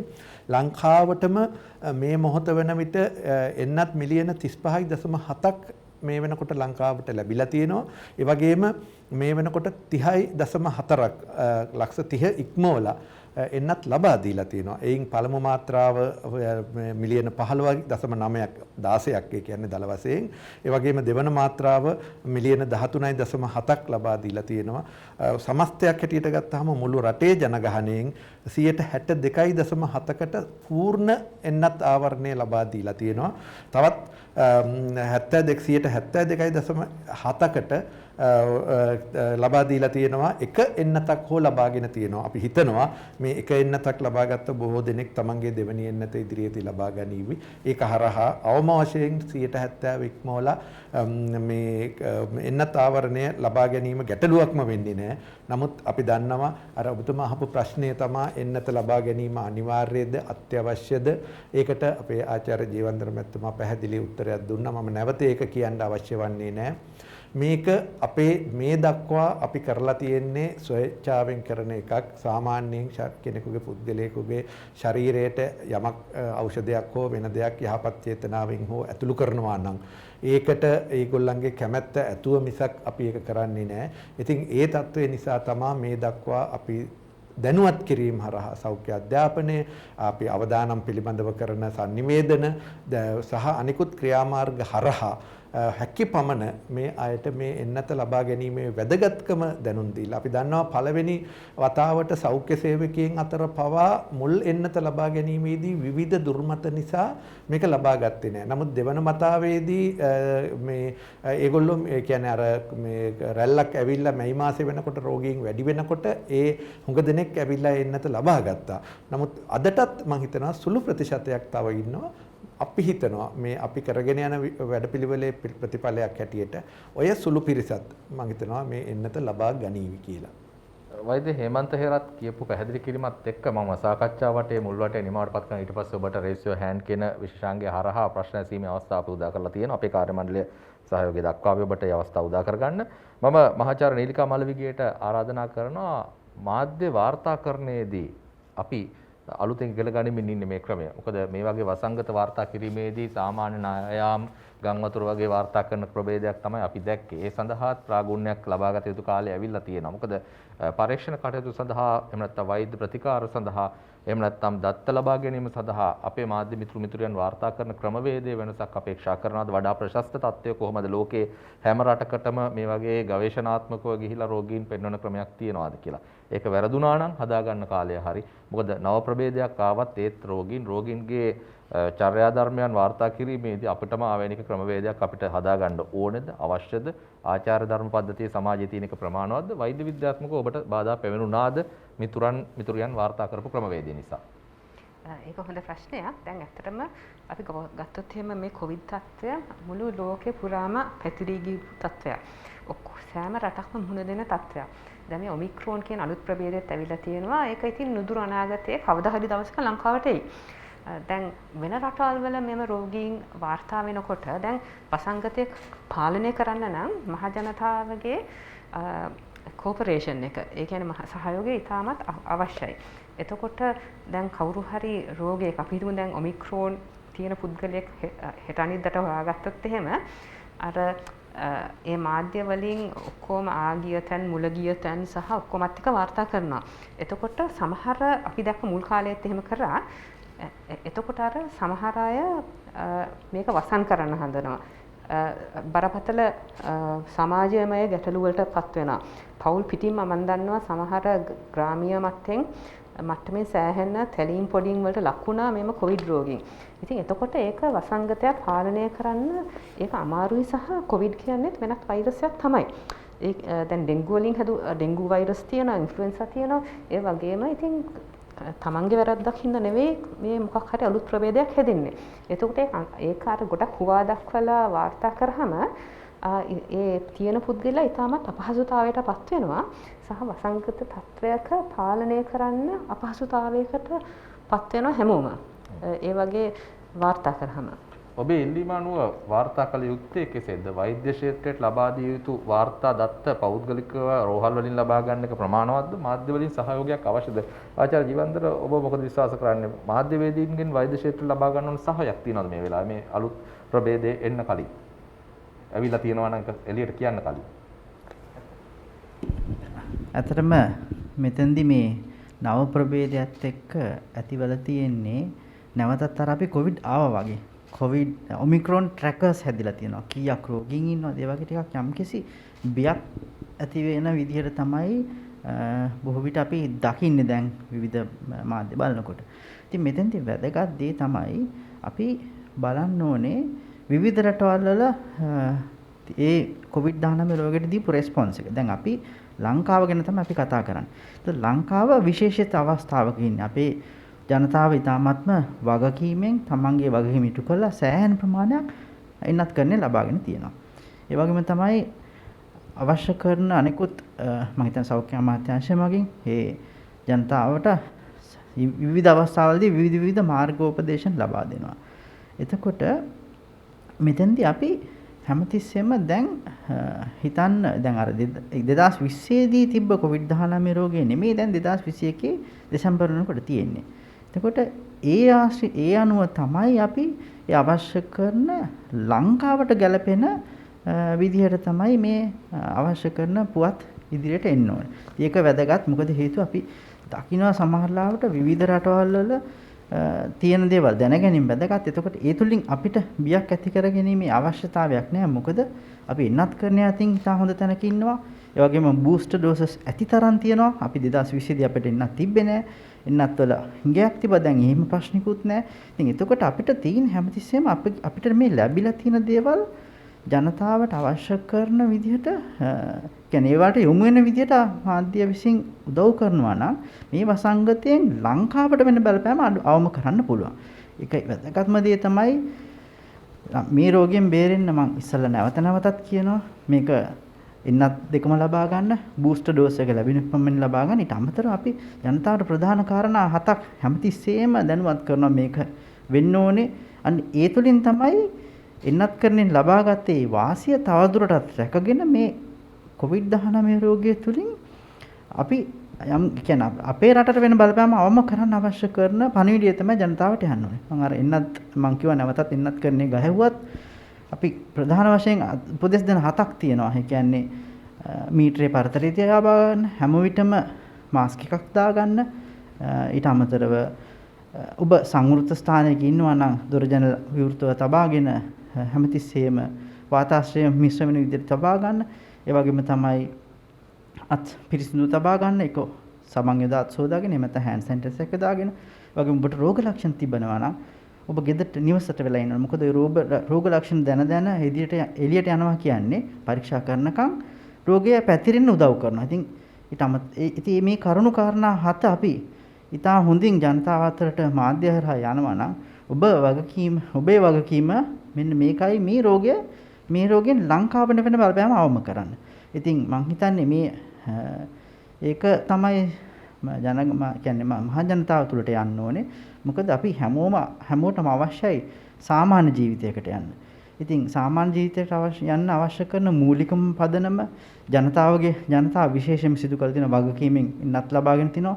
සෞඛ්‍ය අමාත්‍යාංශය එන්නත් ගෙනල්ලා තියෙනවා. බූස්ටර් එන්නත් අවශ්‍ය ප්‍රමාණයට තියෙනවා. ඉතින් ජනතාව ඉතාමත්ම උනන්දුවෙන් බූස්ටර් එන්නත් ලබා ගත්තොත් මේ ඔමික්‍රෝන් ප්‍රභේදය වගේම ඉදිරියේදී නව ප්‍රභේදාවත් අපගේ ප්‍රතිශක්තිකරණ මට්ටම ඉහළ මට්ටමක තියාගත්තොත් අපිට මේ ඕන ප්‍රභේදයකට මුහුණ දෙන්න පුළුවන්. අමාත්‍යාංශ ලේකම්තුමනි ඔබතුමා පාර්ලිමේන්තුවේදී වැය ශීර්ෂයන් වලට මේ දවස්වල එහෙම නැත්නම් ඔය අයවැයත් එක්ක විවාද වලට දකින්න ඇති ලංකාවේ වැඩි බරක් ලබා දෙනවා ලංකාවට අහිමි වෙච්ච ආදායම ලබා ගන්න විශේෂයෙන් ඒකේ සංචාරකයන් ඉතා විශේෂ කොට්ටාශයක් බවට පත් වෙනවා. ඔවුන් තමයි බලාපොරොත්තුවක් බවට පත් වෙන ප්‍රධාන ආදායම් මාර්ගයක් විදිහට අනිත් සියලු දේවල් අවුලලා යද්දී විශේෂයෙන්ම කෘෂිකර්මය සම්බන්ධව ආදායම් අපනයන ආදායම් ලෝකයේ ගුවන් සේවා බිඳ වැටීම මේ වගේ දේවල් හින්දා ලෝක තත්ත්වයන් එක අපිට පාලනය කරගන්න බැරි. නමුත් ලොකු බලාපොරොත්තුවක් තියෙන දෙයක් තමයි සංචාරක ක්ෂේත්‍රය. ඒතකොට සංචාරකයන් නැවිදින් මේ මුදල් ලංකාව ඇතුළට ගන්න බෑ. සංචාරකයන් ආවොත් ලෙඩේ වැඩි වෙනවා කියන එක තමයි සාමාන්‍ය මහ ජනතාවට මාධ්‍ය වලින් වාර්තා වෙන්නේ. මේ සඳහා ලෝකයේ අනුගමනය කරන ක්‍රමවේදය සහ ලංකාවේ සෞඛ්‍ය අමාත්‍යාංශය නිර්දේශ කරන්නේ මොන වගේ ක්‍රමවේදයක්ද? මම හිතන්නේ අපි අනාගතයේදී මෙතෙන්ට කැඳවනවා සංචාරක අමාත්‍යාංශයේ අදාළ නිලධාරීනුත්. ඔවුන් සියලු දෙනා කියන්නේ ලංකාවේ නීති රීති වලට සෞඛ්‍ය අමාත්‍යාංශය ලබා දෙන නිර්දේශ වලට නියාමනයන්ට එකඟවයි මේක කරන්න කියලා. අපි දැනගන්න කැමතියි සෞඛ්‍ය අමාත්‍යාංශය පිළිබඳව සිතා බලා කටයුතු නිර්දේශයන් නියාමනයන් කරනවාද? එහෙම නැත්නම් මේ පිළිබඳව සාකච්ඡාවකද ඉන්නේ කියලා. ඔකින්ස්ලි. දැන් ඕන කෙනෙක් කියන්න පුළුවන් මොකක් හරි මේ වගේ තත්ත්වයක් ආපු ගමන් රට වහලා දාමු කියලා. ඒක තමයි ලේසිම දේ. දැන් අපිටත් එක පැත්තකින් බැලුවොත් ඒක ලේසි මේ රෝගේ පාලනය කරන්න. හැබැයි දැන් අපි අවස්ථා දෙකදීම මේක අත්දැකීමෙන් දැක්කා. ගිය අවුරුද්දේ මුලින්ම මේක ආපු වෙලාවේ රෝගය ගැන අපි දන්නේ නැතුව ඉන්න කාලේ වෛරස් එක ගැන අඳුරගත්තේ නැති කාලේ හරියට සම්පූර්ණයෙන්ම රට වහලා කාලයක් හිටියා. බිඳුවට යනකම් කේසස් නතර වුණා. ඊට පස්සේ ඇරලා ටික දවසක් ගියාම මොකද වුනේ? ආයි පරණ තත්ත්වයට ආවා. ඊට පස්සේ මෑත කාලේ නැවතත් අපි ඒ දෙයම කරා. වහලා තියෙනකම් කේසස් ටික අඩු කරගන්න පුළුවන්. හැබැයි ඒ කාලය ඇතුළත මිනිස්සුන්ගේ මැසිවිලි මට පුද්ගලිකව කතා කරලා කියලා තියෙනවා, ටෙලිෆෝන් කරලා කියලා තියෙනවා, ඊමේල් දානවා, ලෙටර්ස් එවනවා. අපිට ජීවත් වෙන්න හැටියක් නැහැ. රජයේ සේවකයන් හැට අපිට වැටුපක් ලැබෙනවා. රස්සාවට ගියත් නැතත් රජයේ සේවකයෙකුට අනිවාර්යයෙන් මේ වැටුප ලැබෙනවා. ඒ වුණාට මේ රටේ ඉන්නවා දෛනිකව එදා වෙලා අම්බ කරගෙන කන මිනිස්සු. ඊළඟට පොඩි පොඩි ව්‍යාපාර තියෙනවා. වහලා තියෙන කාලේ මේ මිනිස්සුන්ගේ මැසිවිලි ගැන ඇහුවනම් එහෙම වහන්න හිතන්නේවත් නැහැ කවුරුවක්වත්. දැන් ඔබ කතා කර සංචාරක ක්ෂේත්‍රය. හරි අපිට කියන්න පුළුවන් සංචාරකයෙක්ගෙන් මේක එන්න පුළුවන්. හැබැයි එයාගෙන් විතරක් නෙවෙයි මේක එන්නේ. තවත් ඕන තරම් ක්‍රම තියෙනවා මේක එන්නේ. ඒකෙහිඳ සංචාරකයින්ට ලංකාවට එන්න දුන්නේ නැහැ කියලා මේ රෝගේ වළක්වන්න පුළුවන් කියන මතේ මම නන්නේ. අපි සෞඛ්‍ය අමාත්‍යාංශයක් හැටියට ඒ මතේ නැහැ. හැබැයි ඒගොල්ලෝ ආවත් අපි අපේ තියෙන ආරක්ෂණ විධිවිධාන වලට අනුගත වෙන්න කියලා ඒගොල්ලන්ට කියනවා. අපි කියන ගයිඩ්ලයින්ස් වලට අනුව ඒගොල්ලෝ හැසිරෙනවා නම් අපි දාලා තියෙන නිර්ණායක අනුමත විදිහට නිර්ණායක පාලනය කරනවා නම් ඒවට අනුව වැඩ කරනවා නම් මම හිතන්නේ සංචාරකයන්ව නතර කරන්න කියලා කෙනෙකුට මේක ගැන කියන්න බෑ. ඒක සාධාරණ හේතුවක් වෙන්නේ නැහැ. අනිත් පැත්තට බැලුවොත් අපි රෝගය නතර කරන්න අපිට තියෙන ආදායම් මාර්ගයක් වහනවා. අපිට බෙහෙත් ගන්න ඕනේ. මේකට අවශ්‍ය කරන අනිත් පරීක්ෂණ වලට අවශ්‍ය කරන දේවල් ගන්න ඕනේ. තව වැක්සින් ගන්න වුණොත් විශේෂයෙන් මිනිස්සුන්ට කන්න බොන්න දෙන්නත් ඕනේ. අතනින් යන ආදායමයි මෙතනින් නැති වෙන එකයි බැලුවොත් මම හිතනවා අපිට සාධාරණීකරණය කරන්න පුළුවන් මේක වහන්න නැතුව ඒ නීති රාමුවක් පනවලා ඒ නීති රාමුව ඇතුලේ හැසිරෙනවා නම් අපි අවශ්‍ය ප්‍රිකෝෂන්ස් ගන්නවා නම් මේක සංචාරක කර්මාන්තයට විවෘත කළ සංචාරක කර්මාන්තයට විතරක් නෙවෙයි අපේ අනිත් කර්මාන්තත් වැඩ කරන්න ඕනේ මේකේ. අපේ අපනයන ආදායම වැඩි කරගන්න ඕනේ. රට වහලා තියලා අපේ තියෙන කර්මාන්ත ශාලා වහලා දැම්මොත් එහෙම ඒ පෞද්ගලික අංශයේ ඉන්නයට රැකියාවක් නැතුව යනවා. ඊළඟට අපිට එන්න තියෙන ආදායම නැතුව යනවා. ඉතින් ওই දෙක බැලන්ස් කරලා බැලුවම මම හිතනවා අර යම් යම් සීමාවන් පනවලා ඒවට අනුගත වෙනවා කියලා අපි මොනිටර් කරලා මේක කරනවා නම් ඒක තමයි වඩාත් සුදුසු ක්‍රමය. මහාචාර්ය නීලිකා මල්ලවගේ මේ සාකච්ඡාවේ මේ වටේ නිමාවට පත් කරන්න මම බලන්නේ. ඔබතුමිය හිතනවාද සිංගප්පූරුවේ එක් අවස්ථාවකදී මේකත් එක්ක සටන් වැදී මත ඇරලා දැම්මා කියලා මාධ්‍ය වාර්තා කළා. ඔවුන් මේක තවදුරටත් මේ ප්‍රතිශා රෝගයක් එහෙම නැත්නම් උණ වෛරසයක් ආකාරයට සැලකලා සියලුම වාණිජ කටයුතු රට විවෘත කළා. ඉන් අනතුරු ඔවුන් ඒකත් එක්ක සාමාන්‍ය පරිදි ජීවත් වුණා කියලා අපි දන්නේ නැහැ. එහෙම නැත්නම් මාධ්‍ය වාර්තා කරන වාර්තා උඩ තමයි තීරණය වෙන්නේ. වර්තමානයේ ලංකාව මුහුණ දෙමින් සිටිනවා එහා සමාන ආර්ථික උච්චාවචනයන්ට මුහුණ දීලා දැන් ලෙඩෙත් එක්ක ජීවත් වෙන ක්‍රමයකට තමයි යමින් ඉන්නේ. එතකොට කොහොමද ඔබ හිතන විදිහට වෛද්‍ය විද්‍යාත්මකව විතරක් බලන්න බෑ. ලංකාවේ සෞඛ්‍ය විතරක් නෙවෙයි අනිත් දේවලු ජීවත් වීම සඳහා දේශපාලක නායකත්වයේ මේ දෙකම විමසා බලනවා. අපි දැක්කා ජනාධිපතිතුමා ඊට අමාරු අඩියකදී තීරණ ගනිද්දී මේ කියන සංසන්දනය කිරීම කරා රටේ ආර්ථිකය එදිනෙදා දවස් වැටුපට ජීවත් කරන පවුල් ඉන්න මිනිස්සුන්ට මොකද වෙන්නේ? සහ වෛද්‍යවරුන් එක පැත්තකින් කියනවා ජීවිතය තියාගන්න ඉස්සෙල්ලා ඊට පස්සේ තමයි කණ්ඩ දෙන්න වෙන්නේ කියලා. මෙන්න මේ වගේ අමාරු අඩියක් තීරණය කළා කළමනාකරණය කළා තමයි රටේ මේ තත්ත්වයටපත් කළේ. අපි දැනගන්න කැමති වෙනත් රාජ්‍යවල අවබෝධයන් සහ ඔවුන්ගේ ක්‍රමවේද අසාර්ථක වෙච්ච සහ සාර්ථක වෙච්ච ඒවා ලංකාවේ මාධ්‍යවේදීන්ට මතක් කරලා දෙන්න. දැන් ඇත්තටම ගත්තොත් එහෙම ගිය අවුරුද්දේ තිබිච්ච තත්ත්වයට වඩා සම්පූර්ණ වෙනස් තත්ත්වයක් මේ අවුරුද්දේ තියෙන්නේ. ගිය අවුරුද්දේ අපි එනකොට මේ වෛරසය ගැන කිසිම දෙයක් දන්නේ නැහැ. ඒ වගේම ඩෙල්ටා අල්ෆා ආවා අවුරුද්දත් එක්කම ඊට පස්සේ ජුනි ඉවර වෙනකොට ඩෙල්ටා ප්‍රභේදයක් ආවා. ඉතින් මේ අවස්ථාවේ ලංකාවේ ප්‍රතිශක්තිකරණ මට්ටම එච්චර සෑහීමකට සන්තෝෂ වෙන්න පුළුවන් තත්ත්වයක තිබුණේ නැහැ. එන්නත් කරන එච්චර සාර්ථක වෙලා තිබුණේ නැහැ. මට අද වෙනකොට ලංකාවේ අතිවිශේෂ ප්‍රතිශක්තිකට මම හිතන්නේ 70%කට කිට්ටු වෙන්න එන්නත් මාත්‍රා දෙකම ලබාගෙන තියෙන්නේ. ඒ වගේම අපි දන්නවා මේ රෝගයෙන් දරුණු රෝග තත්ත්වයට සංකූලතා ඇති වෙන්නේ වයසක අය, ඒ වගේම දියවැඩියාව සහ වෙන ලෙඩ රෝග ඇති අය. එම අයට මේ අවස්ථාවේ විශේෂයෙන්ම ඒ අයගෙන් පටන් අරගෙන මේ බූස්ට් එන්නස් දෙන්න පටන් අරන් තියෙනවා. ඉතින් එතකොට දැන් එන්නත් මාත්‍රා දෙකක් නෙවෙයි ඒ බූස්ට් එන්නතක් ගත්තාම වෙන රටවල් පෙන්눔 කරලා තියෙනවා ප්‍රතිශක්තිකරණ මට්ටම ඉතාමත් ඉහළ තත්වයක තියෙනවා කියලා.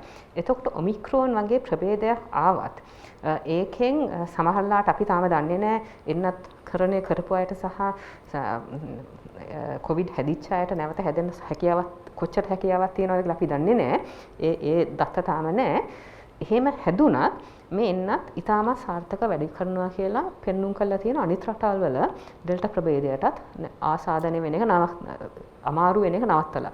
එතකොට ඉස්පිරිතාල වලට යෑමේ ප්‍රශ්න ඇති වෙන්නේ නැහැ. අසාධ්‍ය වෙන්නේ නැහැ. එතකොට අපිට අර ඒක අපි දන්නවා ආර්ථික විතරක් නෙවෙයි අධ්‍යාපනයටත් ලොකු හානියක් වුණා මේ ලංකාවේ අවුරුදු දෙකක්ම ළමයි ඉස්කෝලේ යන්නේ නැතුව. එතකොට අපිට මෙහෙම ඉදිරියට යන්න නම් දැන් අනිත් රටවල් අපි දන්න ඉන්දියාවේ තත්ත්වය.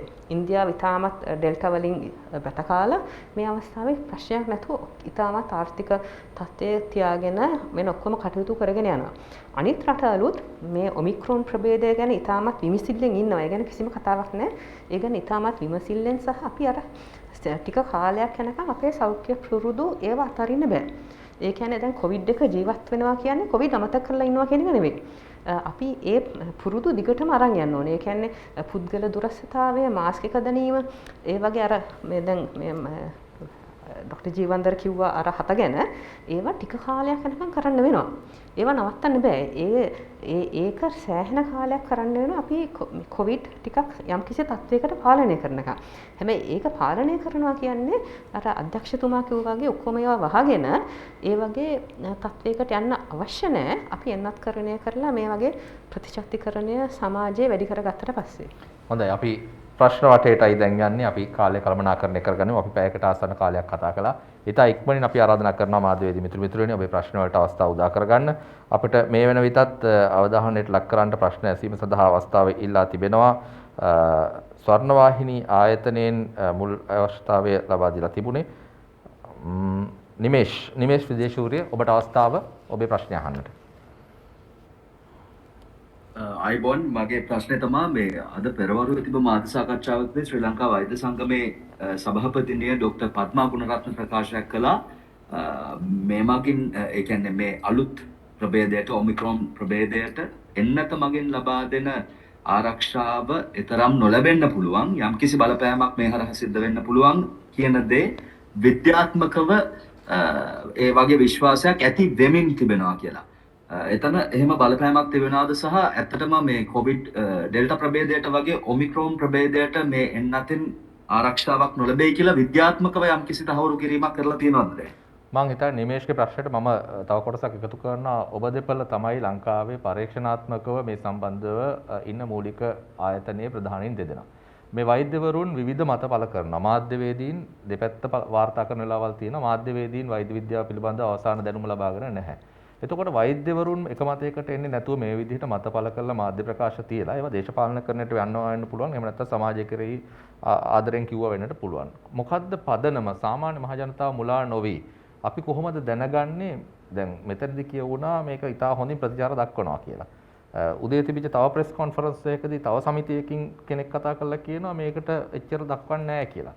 එතකොට නැවත අපි උත්සාහ කරනවා රජයක් විදිහට මේ තරම් මිලක් දීලා රට නැවත සාමාන්‍ය තත්ත්වයට පත් කරගන්න ආකල්පමය වෙනසක් ඇති කරගන්න. සාමාන්‍ය මහ ජනතාව අවබෝධයක් නැතුව ඉන්නකොට දැන් දෙපැත්ත බල බල ඉන්නවා රෙන්න. ඒතකොට කාලය ගත වෙනවා මේක ප්‍රතිචාර නැති වෙනවා වේදම් කරපු දේ පළක් නැති වෙනවා. මොකද්ද ජීව විද්‍යාඥයන් විදිහට එහෙම නැත්නම් වෛද්‍ය විද්‍යාඥයන් විදිහට ඔබේ අවබෝධය සහ ඇත්ත මොකද්ද කියලා අපිට එලි කරන්න. ඇත්තටම දැන් මේ ඔමික්‍රෝන් ප්‍රභේදය හඳුනා කියන්නේ ඥාන විශ්ලේෂණය කළා හඳුනාගත්තාන් පස්සේ මේකේ තියෙන විශේෂිත විකෘතිතා අපි සැලකිලිමත් වෙන්න ඕන නිසා තමයි හඳුනාගෙන දින කීපයක් යනකොටම ලෝක සෞඛ්‍ය සංවිධානය මේක variant of concern VOC කාණ්ඩයට අන්තර්ගත කරේ. මොකද ඒකට අපි යම්කිසි සැලකිල්ලක් දක්වන්න ඕන නිසා. එතකොට ඒකේ අපි න්‍යායාත්මක වශයෙන් යෝජනා කරනවා මේක ඉක්මනින් පැතිරෙන්න පුළුවන්. මේක වැක්සින් එකකින් ලැබෙන ඉමුනිටි එක මගහැරෙන්න යන්න පුළුවන්. ඒ වගේම අපි ස්වභාවික ලබාගත් ප්‍රතිශක්තිය මගහැරගෙන ගිහලා නැවත රෝග හැදෙන්න පුළුවන්. ඒ වගේ විවිධ අපි කියන theory paper තමයි මේවා ඉදිරිපත් කරන්නේ. හැබැයි මෙතෙන්දි වැදගත් දේ තමයි ලෝකයේ ඉන්න සියලුම විද්‍යාඥයන් මේ වන විට මේ සම්බන්ධයෙන් පර්යේෂණ කරගෙන යනවා. එතකොට මේවා කිසිවක් තාම තහවුරු කරලා නැහැ. ඉතින් මේ තහවුරු කිරීම ඉදිරි දෙක මම ඊයේ ලෝක සෞඛ්‍ය සංවිධානයේ විශේෂිත ප්‍රෙස් එකක් තිබ්බා. ඒකෙදි චීෆ් සයන්ටිස්ට් ඒ සම්බන්ධයෙන් ඉතා පැහැදිලි ප්‍රකාශයක් කරා. මේක සති ගණන් නෙමෙයි ඉදිරි දින දෙක තුන ඇතුළත වෙන විට අපිට මේ අවශ්‍ය කරන දත්ත ලැබෙවි. එතකොට අපිට හරියට පැහැදිලිව කියන්න පුළුවන් මේකේ අපි කියන බයොලොජි එකේ මේ වෛරස් එකේ කියන්නේ අපි කියන හැසිරෙන ආකාරය සම්බන්ධයෙන් අපිට තහවුරු කිරීමක් කරන්න පුළුවන්. ඒ නිසා අපි හැමතිස්සෙම මේ වෙලෙදි කරන්න ඕනේ අපි හිතලා මත පළ කරන්නේ නැතුව මේ දත්ත එනකන් සිටීම තමයි වැදගත්ම දේ. ඉතින් ඒ වගේම තමයි අපි නැවතත් කියනවා මේ සියලුම එන්නත් නිර්මාණය කරලා තියෙන්නේ චීනයේ වුහාන් නගරයේ පැතිච්ච අපි කියන අපි වයිල්ඩ් ටයිප් වෛරස් එක පාදක කරගෙන. ඊට පස්සේ අපි ඇල්ෆා ප්‍රභේදය ආවා. ඊට පස්සේ ඩෙල්ටා ප්‍රභේදය ආවා. ඊට පස්සේ දැන් ඔමික්‍රෝන් ඇවිල්ලා තියෙනවා. ඉතින් මේ ඇල්ෆා ප්‍රභේදය ඩෙල්ටා ප්‍රභේදය මාතෘ ප්‍රභේදයට වඩා වෙනස් වුණාට ප්‍රතිශක්තිය මගහැරලා ගිහිල්ලා ගැටලු ඇති වුණේ නැහැ. ඉතින් ඒ වගේම තමයි ඔමික්‍රෝන් ප්‍රභේදයත් ගැටලු මගහැර යාමේ ලකුණු තිබ්බට ඔබ මාත්‍රා දෙකම අරගෙන ඒ වගේම අවශ්‍ය කියන්නේ අපි කියන හයි රිස්ක් කට්ටිය බූස්ටර් එන්නතත් ලබාගෙන ප්‍රතිශක්තිය ඉහළ මට්ටමේ තබා ගත්තොත් මේ දැන් මේ විකෘතිතා තියෙන සහිත ප්‍රභේදය වුණත් එන්නතට වැඩ කිරීමේ කියන්නේ හොඳින් වැඩ කිරීමේ හැකියාවක් තියෙනවා කියලා තමයි විද්‍යාඥයන්ගේ මතය. ඒක නිසා එවැනි බියක් ඇති කරගෙන එන්නත් කරන්නට යොමු නොවීම ඉදීම ඉතාමත්ම අනුවන ක්‍රියාවක්. ඒ හැම විටම එන්නත් ලබාගෙන නැත්නම් එන්නත් මාත්‍රා දෙකම ලබා ගන්න ඔබ බූස්ටර් ඩෝස් එකට සුදුසුකම් තියෙනවා නම් පමාණු වී ඉතා ඉක්මනින් ලබා ගන්න. එතකොට මේ ප්‍රභේදයට මුහුණ දෙන්න ඔබගේ ප්‍රතිශක්තිකරණ පද්ධතිය සූදානම්. ඒක තමයි වැදගත්ම පණිවිඩය. මහාචාර්ය නීලිකා මට ඒකට පොඩ්ඩක් එකතු කරන්න පුළුවන් නම් දැන් අර මම මුලින් කිව්වා එංගලන්තයේ සමාජයේ රෝගීන් 18ක් විතර හම්බෙලා තියෙනවා. දැන් එංගලන්තයේ කොහොමද මේකට මුහුණ දෙන්නේ කියලා අපි සලකලා බැලුවොත් එහෙම ඒගොල්ලන් කරන්නේ ඉස්සර ඒගොල්ලන් අර බූස්ටර් ඩෝස් එක දුන්නේ වැඩිමල් කාණ්ඩයට විතරයි 50න් වැඩි කාණ්ඩයට දුන්නා සහ දැන් 40න් වැඩි කාණ්ඩයට දෙන්න නියම කරා. ඔමික්‍රෝන් ප්‍රභේදය හඳුනා ගන්නවත් එක්කම ඒගොල්ලන් 18න් වැඩි සියලු දෙනාටම ඒගොල්ලන් ඒ රටේ දුන්න ඇස්ට්‍රාසෙනකා සහ ෆයිසර් 18න් වැඩි සියලු දෙනාටම මාස 3න් බූස්ට් එක ගන්න කියලා නියම කරා. එතකොට දැන් ඔමික්‍රෝන් ප්‍රභේදය සමහරලාට යම්කිසි ඒකේ විකෘතිතා හින්දා වැක්සින් ගහපු අයට නැවත හැදීමේ හැකියාවක් තියෙනවා.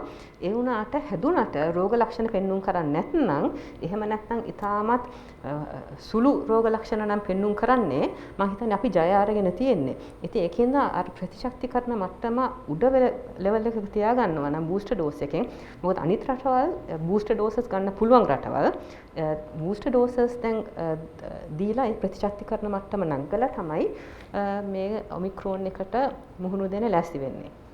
මම හිතනවා අපිට මාධ්‍ය වලටත් යුතුයකමක් තියෙනවා වක්‍රාකාරයෙන් මනුෂ්‍ය ඝාතනයන්ට සම්බන්ධ වන ආකාරයේ ප්‍රවෘත්තිඵල කරද්දී වඩාත් පැහැදිලි කරගන්න යම්කිසි කෙනෙක් මේ පිළිබඳව දෙයක් පැහැදිලි කරනවා නම් එහෙම නැත්නම් විද්‍යාත්මකයි කියලා කියනවා නම් අපි මේ වැඩසටහන් පස්සේ මේ සහභාගී වෙන විද්වත් මඩුල්ලේ සහ තොරතුරු ලබා ගැනීම රාජ්‍ය මූලාශ්‍රයන් වලට ඔබ විවෘත කරනවා පැහැදිලි සමබර වාර්තාකරණයක් කරන්න පුද්ගලයන්ට ප්‍රේක්ෂකයන්ට පාඨකයන්ට ශ්‍රාවකයන්ට අයිතියක් තියෙනවා තමන්ගේ සෞඛ්‍ය පිළිබඳ තීරණ දැන ගැනීම සඳහා තොරතුරු ලබා ගන්න.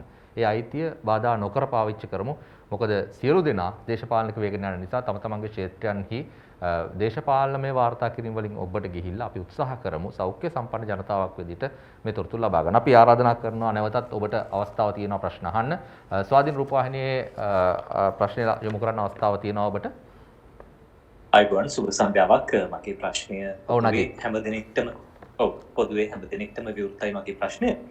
මම අහන්නේ මේ දැන් එන්නත් විතර පස්සේ අපි විශේෂයෙන්ම දැන් දැක්ක මේ දෙවෙනි මාත්‍රාව එන්නත් කරන එකලාට පස්සේ 60ට වැඩි බොහෝ පිරිසක් කියන කාරණාව තමයි ඇඟට පොඩ්ඩක් පණ නැහැ මේ පොඩි කලන්ත ගතියක් තියෙනවා හරි වෙහෙසකර ගතියක් තියෙනවා මේ ඉන්නතේ බලපෑමක්ද ඒ වගේ බොහෝ දේවල් කිව්වා. දැන් ඒ පිරිස ටිකක් බියෙන් පසු වෙනවා බූස්ටර් එන්නත් මාත්‍රාවක් ලබා ගන්න වෛද්‍යවරුන් විදිහට දැන් විශේෂයෙන්ම මේ සම්බන්ධින් පරීක්ෂණ කරපු පිරිස් විදිහට මොනවා හරි එහෙම බලපෑමක් තියෙනවද? ඇඟ දුර්වල කරනවද එන්නතෙන්? නැත්නම් අපි දන්නවා දැන් බොහෝ පිරිසකට එන්නතෙන් ප්‍රතිශක්තිය ලැබිලා බොහෝ පිරිසක් කොරෝනාවෙන් මියන එක වැළකුණා. හැබැයි සමාජයේ මතයක් තියෙනවා මේ එන්නත විද්‍යාවට පස්සේ ටිකක් මේ අර එදිනදා කටයුතු කලින් කළා වගේ කරන්න බෑ. ඒ වගේ තත්ත්වයක් තියෙනවා කියන දේ බොහෝ දෙනෙක් තුල තියෙනවා. ඒකට පිළිතුර මම බලාපොරොත්තු වෙනවා. ඒ අතරේදී දැන් ඉදිරියේදී උත්සව සමයක් වෙනවා. නත්තල් සමයේ අලුත් අවුරුදු සමයේ මේ අලුත් මාසික ආරම්භයේ මේ මාසයේ අවසානයේදී උත්සව සමයක් බලාපොරොත්තු වෙන අපි ඉන්නේ. ඒ කාලෙදී ජනතාවගේ හැසිරීමත් බොහෝ දුරට බලපායි කියලා විශ්වාස කරනවා. මේ ලොක්ඩවුන් එකකට ඇයිද කියලා නැවතත් බොහෝ දෙනෙක් අහනවා. කලින් පිළිතුර ලැබුණා. එහෙම කිරීමේ හැකියාවක් නැහැ කියලා. කොහොමුණත් මේ ජනතාවගේ විමසිලිමත් බව වැදගත් නේද මේ වගේ වෙලාවලදී? ඔව් පළවෙනි ප්‍රශ්න දෙකයි. දෙවෙනි ප්‍රශ්නේ අපි වෛද්‍ය හේමන්ත හේරත් ආරාධනා කරන පිළිතුරු දෙන්න. පළවෙනි ප්‍රශ්නය තමයි අර එන්නත ලබා ගැනීමෙන් පස්සේ ශාරීරික දුබලතාවයන් වැඩිද? එහෙම නිරීක්ෂණයක් තියෙනවා. ඒක පිළිබඳව ඒක සමාජගත මතයක්ද? එහෙම නැත්නම් වෛද්‍ය විද්‍යාත්මකව ඒක පැහැදිලි කරලා තියෙනවද කියලා අපි කැමති ආචාර්ය ජීවන්තරගෙන් දැනගන්න. ඇත්තටම අපි නිතර රෝගීන් මුණ ගැහෙනකොට ඔය චෝදනාව ගොඩක් වෙලාවට කියන අපිට එන්නත් දෙකම ගැව්වාන් පස්සේ විවිධ අපහසුතා ඇති වුණා කියලා.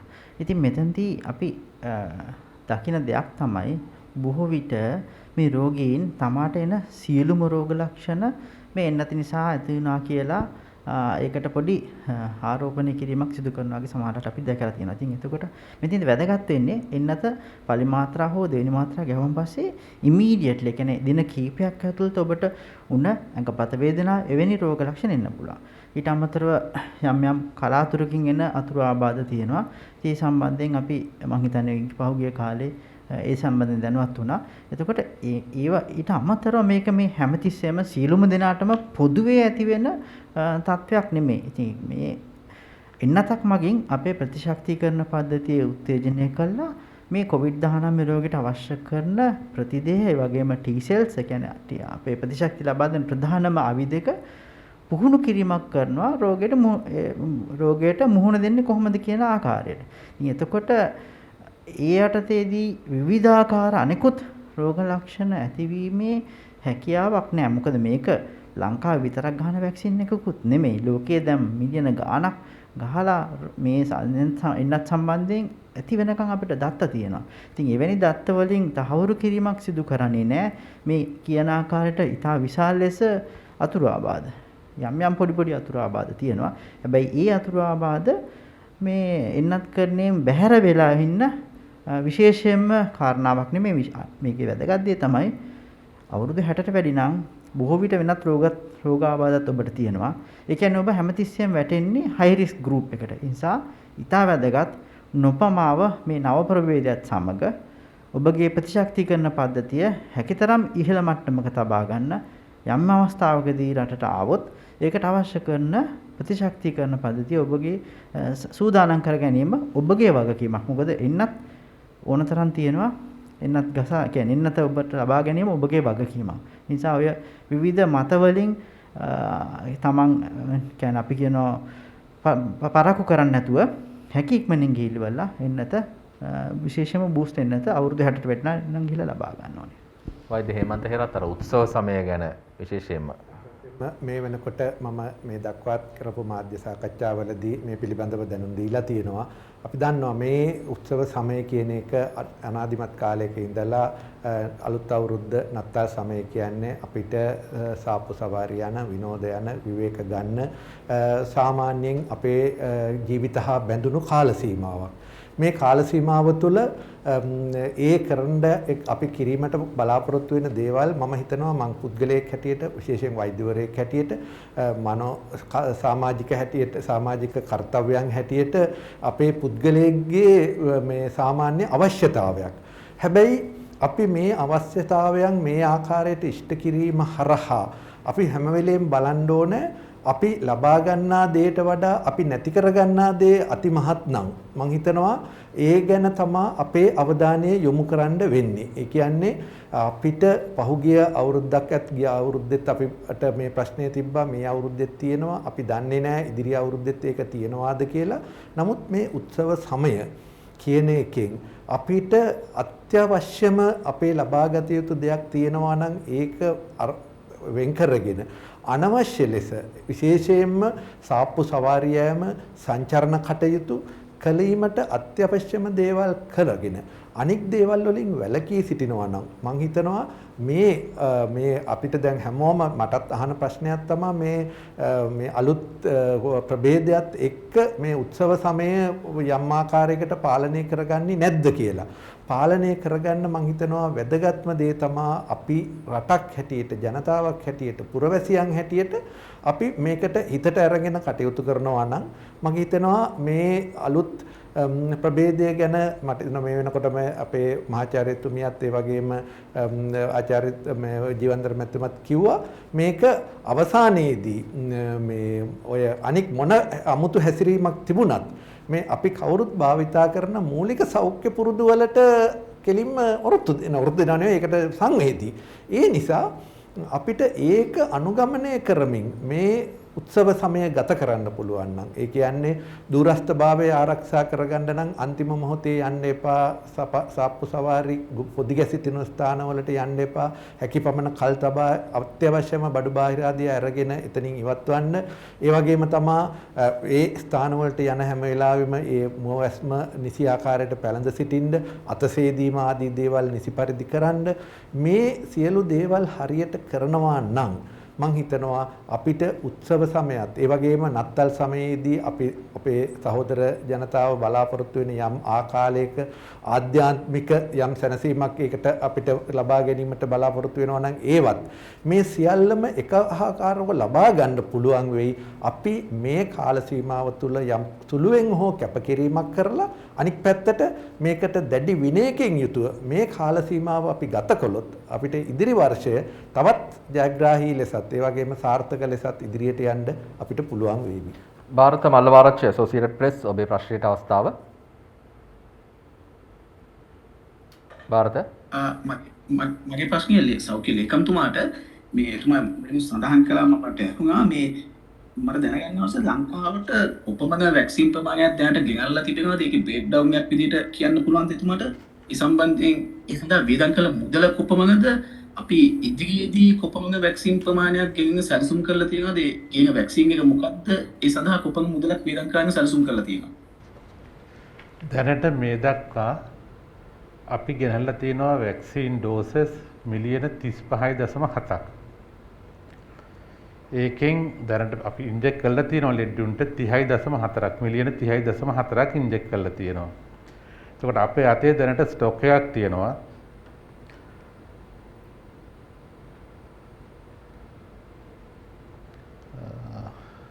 ලේකම්තුමනි අපිට මේක සාකච්ඡාවෙන් පස්සේ වුණත් ඔය පත්‍රිකාව කියන්න පුළුවන්. දැනට අපේ අතේ සයිනෝෆාර්ම් ඩෝසස් 1.87 මිලියන් ස්ටොක් එකක් තියෙනවා. Pfizer doses nearly 2 million doses stock එකක් තියෙනවා. අපි ඔක්කොම Pfizer booster එක හැටියට 14 මිලියන් ඕඩර් කරලා තියෙනවා. ඒකෙන් මේ වෙනකොට 2 මිලියන් අපිට ඇවිල්ලා තියෙනවා.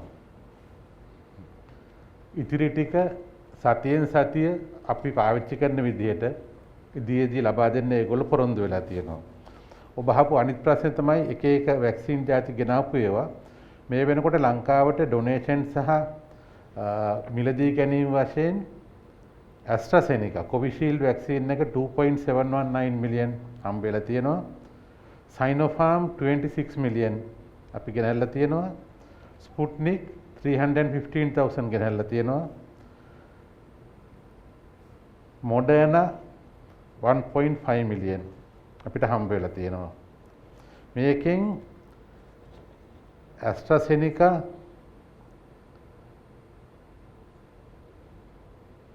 මිලියන 1.6ක් පමණ COVAX ෆැසිලිටි එක යටතේ අපිට හම්බ වුණේ. ඒ වගේම Pfizer එක ලක්ෂ 9ක් පමණ COVAX ෆැසිලිටි එක යටතේ හම්බ වුණේ. Moderna 1.5 මිලියන් ඩෝසස් COVAX ෆැසිලිටි එක යටතේ හම්බ වුණේ. අනිත් ඒවා මිලදී ගැනීම කරලා තමයි අපි ගෙන්න ගත්තේ. හොඳයි බොහොම ස්තුතියි. ශ්‍රී ලංකා ගුවන්විදුලි සංස්ථාවේ සුදම්මිකා විජේරත්න ඔබේ අවස්ථාව.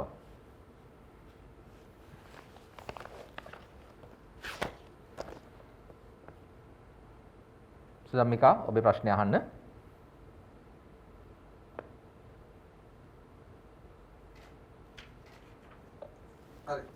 මම සුධර්මිකා මම පළමුවෙන් ස්තුතිවන්ත වෙනවා විශේෂඥ වෛද්‍ය හේමන්ත හේරත් මහතාට. මොකද සෞඛ්‍ය ප්‍රවර්ධන කාර්යාංශය හැම සතියකම දවස් 3ක් සවස් කාලයේ ප්‍රවෘත්ති සංකල්පනා කරවල තියෙනවා මාධ්‍යයට මේ පවතින තත්ත්වයන් පිළිබඳව දැනුවත් කරන්න.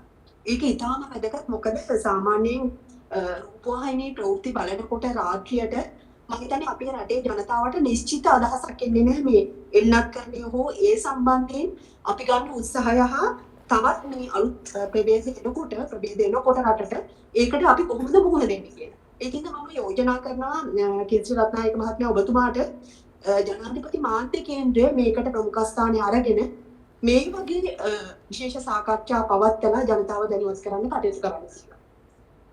බොහොම ස්තුතියි. අපි මේ කරමින් ඉන්නේ ඒක නිසා අපි හැම අමාත්‍යාංශයකින්ම ඔවුන්ගේ සංවර්ධනය සම්බන්ධවත් කාරණාවලට ඉල්ලීම් තියෙනවා. මම හිතන්නේ අපත් ඒ වගේම ජනමාධ්‍ය අමාත්‍යාංශයේ ජාතික සංවර්ධන මාධ්‍ය මධ්‍යස්ථානයත් ඒ වගේම සෞඛ්‍ය අමාත්‍යාංශයේ විශේෂ කණ්ඩායම් ඉන්නවා. මේ සියලු දෙනා අපේ තොරතුරු ලබා දීම හැකියාවක් කරනවා. අපිට අවශ්‍ය වෙන්නේ උපරිම තොරතුරු ඔබ වෙත ලබා දීමයි. බොහොම ස්තුතියි යෝජනාවට. අප සාරාංශය සඳහා යොමු වෙනවා. තව ප්‍රශ්න තියෙනවා නම් ඔබට ඉතා ඉක්මනින් අවස්ථාව තියෙනවා. අපි විනාඩි 5ක වගේ කාලයක් ඇතුළත ඔබේ ප්‍රශ්න වලට අවස්ථාව ලබා දෙන්න සූදානම්. මේ අවස්ථාව උදා කරගන්න ඔබට පුළුවන් raise your hand කියන උපාංගය හරහා ඔබේ ප්‍රශ්න ඇසීමේ අවස්ථාව උදා කරගන්න. ඉතා ඉක්මනින් අවස්ථාව උදා කරගන්න. ඉෆ්හාම් ඔබේ අවස්ථාව උදා කරගන්න පුළුවන් ඔබට.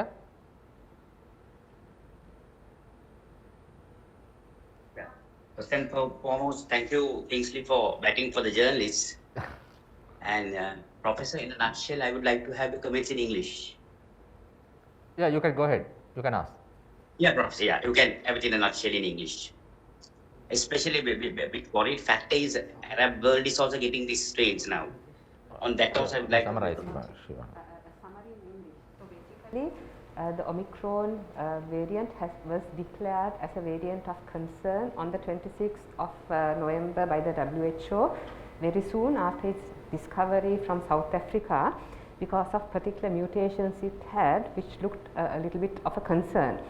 Now, although South Africa initially reported it last week, retrospectively when other countries were actually looking for this presence of Omicron, it has now been detected in 24 countries, including several countries in Europe, which now have reported that some of the cases were there 2 weeks ago. So basically it has been spreading in certain countries in Europe like Germany, Switzerland and the UK, as far as I am aware, for the last 2 weeks, because they have found positive cases in the society which had no links with anybody who had travelled to any country. So because of this, the WHO and the scientists in the world suspect that this virus was circulating around for at least 30 days, which means that it could be around in several countries. Now we don't know how transmissible this variant is compared to Delta, but if it is the transmission is similar or more transmissible than Delta, that means it is going to spread to all the countries very soon. Now if we look at Delta, which is the currently known most transmissible variant, even in countries like Australia and New Zealand, which has had the strictest border control and very good testing facilities and quarantine facilities, they could not stop the onslaught of Delta. Delta leaked through their quarantine facilities and spread in their countries, and we know that Australia also had to go into a lockdown. So it is difficult to stop contagious viruses coming into countries because most of the time when people come in or different routes, they are just harboring the infection, which cannot be detected by PCR and so on. Now there are several unknowns about the virus. We first of all don't know the transmissibility compared to Delta. We don't know how it affects vaccine efficacy, but what the countries are doing in the West, which have facilities to give boosters, is to giving out boosters as fast as possible, because even though this variant is found to evade immunity or infect people who already have been vaccinated or naturally infected, by increasing the level of immunity by giving a third dose as a booster, when you have high level of immunity, even if you are infected, you are extremely unlikely to get severe disease or require the need for hospitalization. So this is how other countries are preparing for the onslaught of Omicron. And of course, as long as whatever variant, all the variants spread in the same ways, which we know for 2 years how variants spread. So we need to follow the 7 principles in being careful and practicing these other measures apart from vaccination. හොඳයි මිතුරනි, මා හිතනවා තවත් කාලය අවශ්‍ය වෙන්නේ නැහැ කියලා. විශේෂයෙන්ම අද සන්ධ්‍යා භාගයේ ප්‍රවෘත්ති ආයතන වලට මේ තොරතුරු ලබා ගැනීමට අවශ්‍යයි. ඒක නිසා මින් ඉදිරියට ඔබට මේ වෛරසයන් සම්බන්ධව එහෙම නැත්නම් සෞඛ්‍ය අමාත්‍යාංශයේ යම් ආකාරයක පැහැදිලි කර ගැනීමක් අවශ්‍ය වෙනවා. ජනාධිපති මාධ්‍ය කේන්ද්‍රය අපි සූදානම් මේ අවශ්‍ය සම්බන්ධීකරණය ලබා දෙන්නට, ඒ තොරතුරු නිවැරදිව වාර්තා කරන්න ඔබට සහාය ලක්වන්නට අපි ස්තුතිවන්ත වෙනවා සෞඛ්‍ය අමාත්‍යාංශයේ ලේකම් වෛද්‍ය එච් මුණසිංහ මහත්මයාට, ඒ වගේම ශ්‍රී ජයවර්ධනපුර විශ්වවිද්‍යාලයේ වෛද්‍ය පීඨයේ ආසාත්මිකතා ප්‍රතිශක්ති වෛද්‍ය සහ සෛල ජෛව විද්‍යා අධ්‍යයනාංශයේ ප්‍රධාන ආචාර්ය චන්දිම ජීවන්දර මහත්මයාට, ඒ වගේම ශ්‍රී ජයවර්ධනපුර විශ්වවිද්‍යාලයේ වෛද්‍ය පීඨයේ ප්‍රතිජීව විද්‍යා හා අණුක විද්‍යා අධ්‍යයනාංශයේ ප්‍රධානී මහාචාර්ය නීතිකා මලවිගේ, සෞඛ්‍ය අමාත්‍යාංශයේ මාධ්‍ය ප්‍රකාශක නියෝජ්‍ය සෞඛ්‍ය සේවා අධ්‍යක්ෂ වෛද්‍ය හේමන්ත හේරත් ඇතුළු සියලු දෙනාට අපි ස්තුතිවන්ත වෙනවා මේ මොහොතේදී අපිත් එක්ක එකතු වීම ගැන. අප ඉතා ඉක්මනින් මේ සාකච්ඡාව સમાપ્ત කරන්න බලාපොරොත්තු වෙනවා. අපි නැවත ලබන සතියේ වෙනත් ක්ෂේත්‍රයක් සම්බන්ධව ඔබ දැනුම්වත් කරන්න බලාපොරොත්තු වෙනවා. එළඹෙන ආකාරයට අපි ඉතා ඉක්මනින් ඔබ දැනුම්වත් කරන්නම්. මේ වගේ වද සාකච්ඡාවට සම්බන්ධ විවිධ පත්‍රිකා ඔබට විමසීම් කරනවා අපි දන්නවා. මේකෙන් අනතුරුව ඒ සියල්ලත් මේ පටිගතයත් අපි ඔබේ මාධ්‍ය ආයතන වෙත ලැබෙන්න සලස්වන්නම්. ඔබේ ප්‍රවෘත්ති අවශ්‍යතාවයන් සහ ඉදිරි වැඩසටහන් ඒ වගේම ලේඛන විශේෂාංග සඳහා ඔබට අවශ්‍ය තොරතුරු ලබා ගැනීම සඳහා නැවතත් ස්තුතිවන්ත වෙනවා සියලු දෙනාට ජනාධිපති මාධ්‍ය කේන්ද්‍රය වෙනුවෙන් අපිට ලබා දීපු කාලය ගැන. ඔබ සියලු දෙනාට නිරෝගීමත් හෙටක් ප්‍රාර්ථනා කරමින් අප සාකච්ඡාව સમાપ્ત කරනවා. මම කිංස් රත්නායක. ආයුබෝවන්.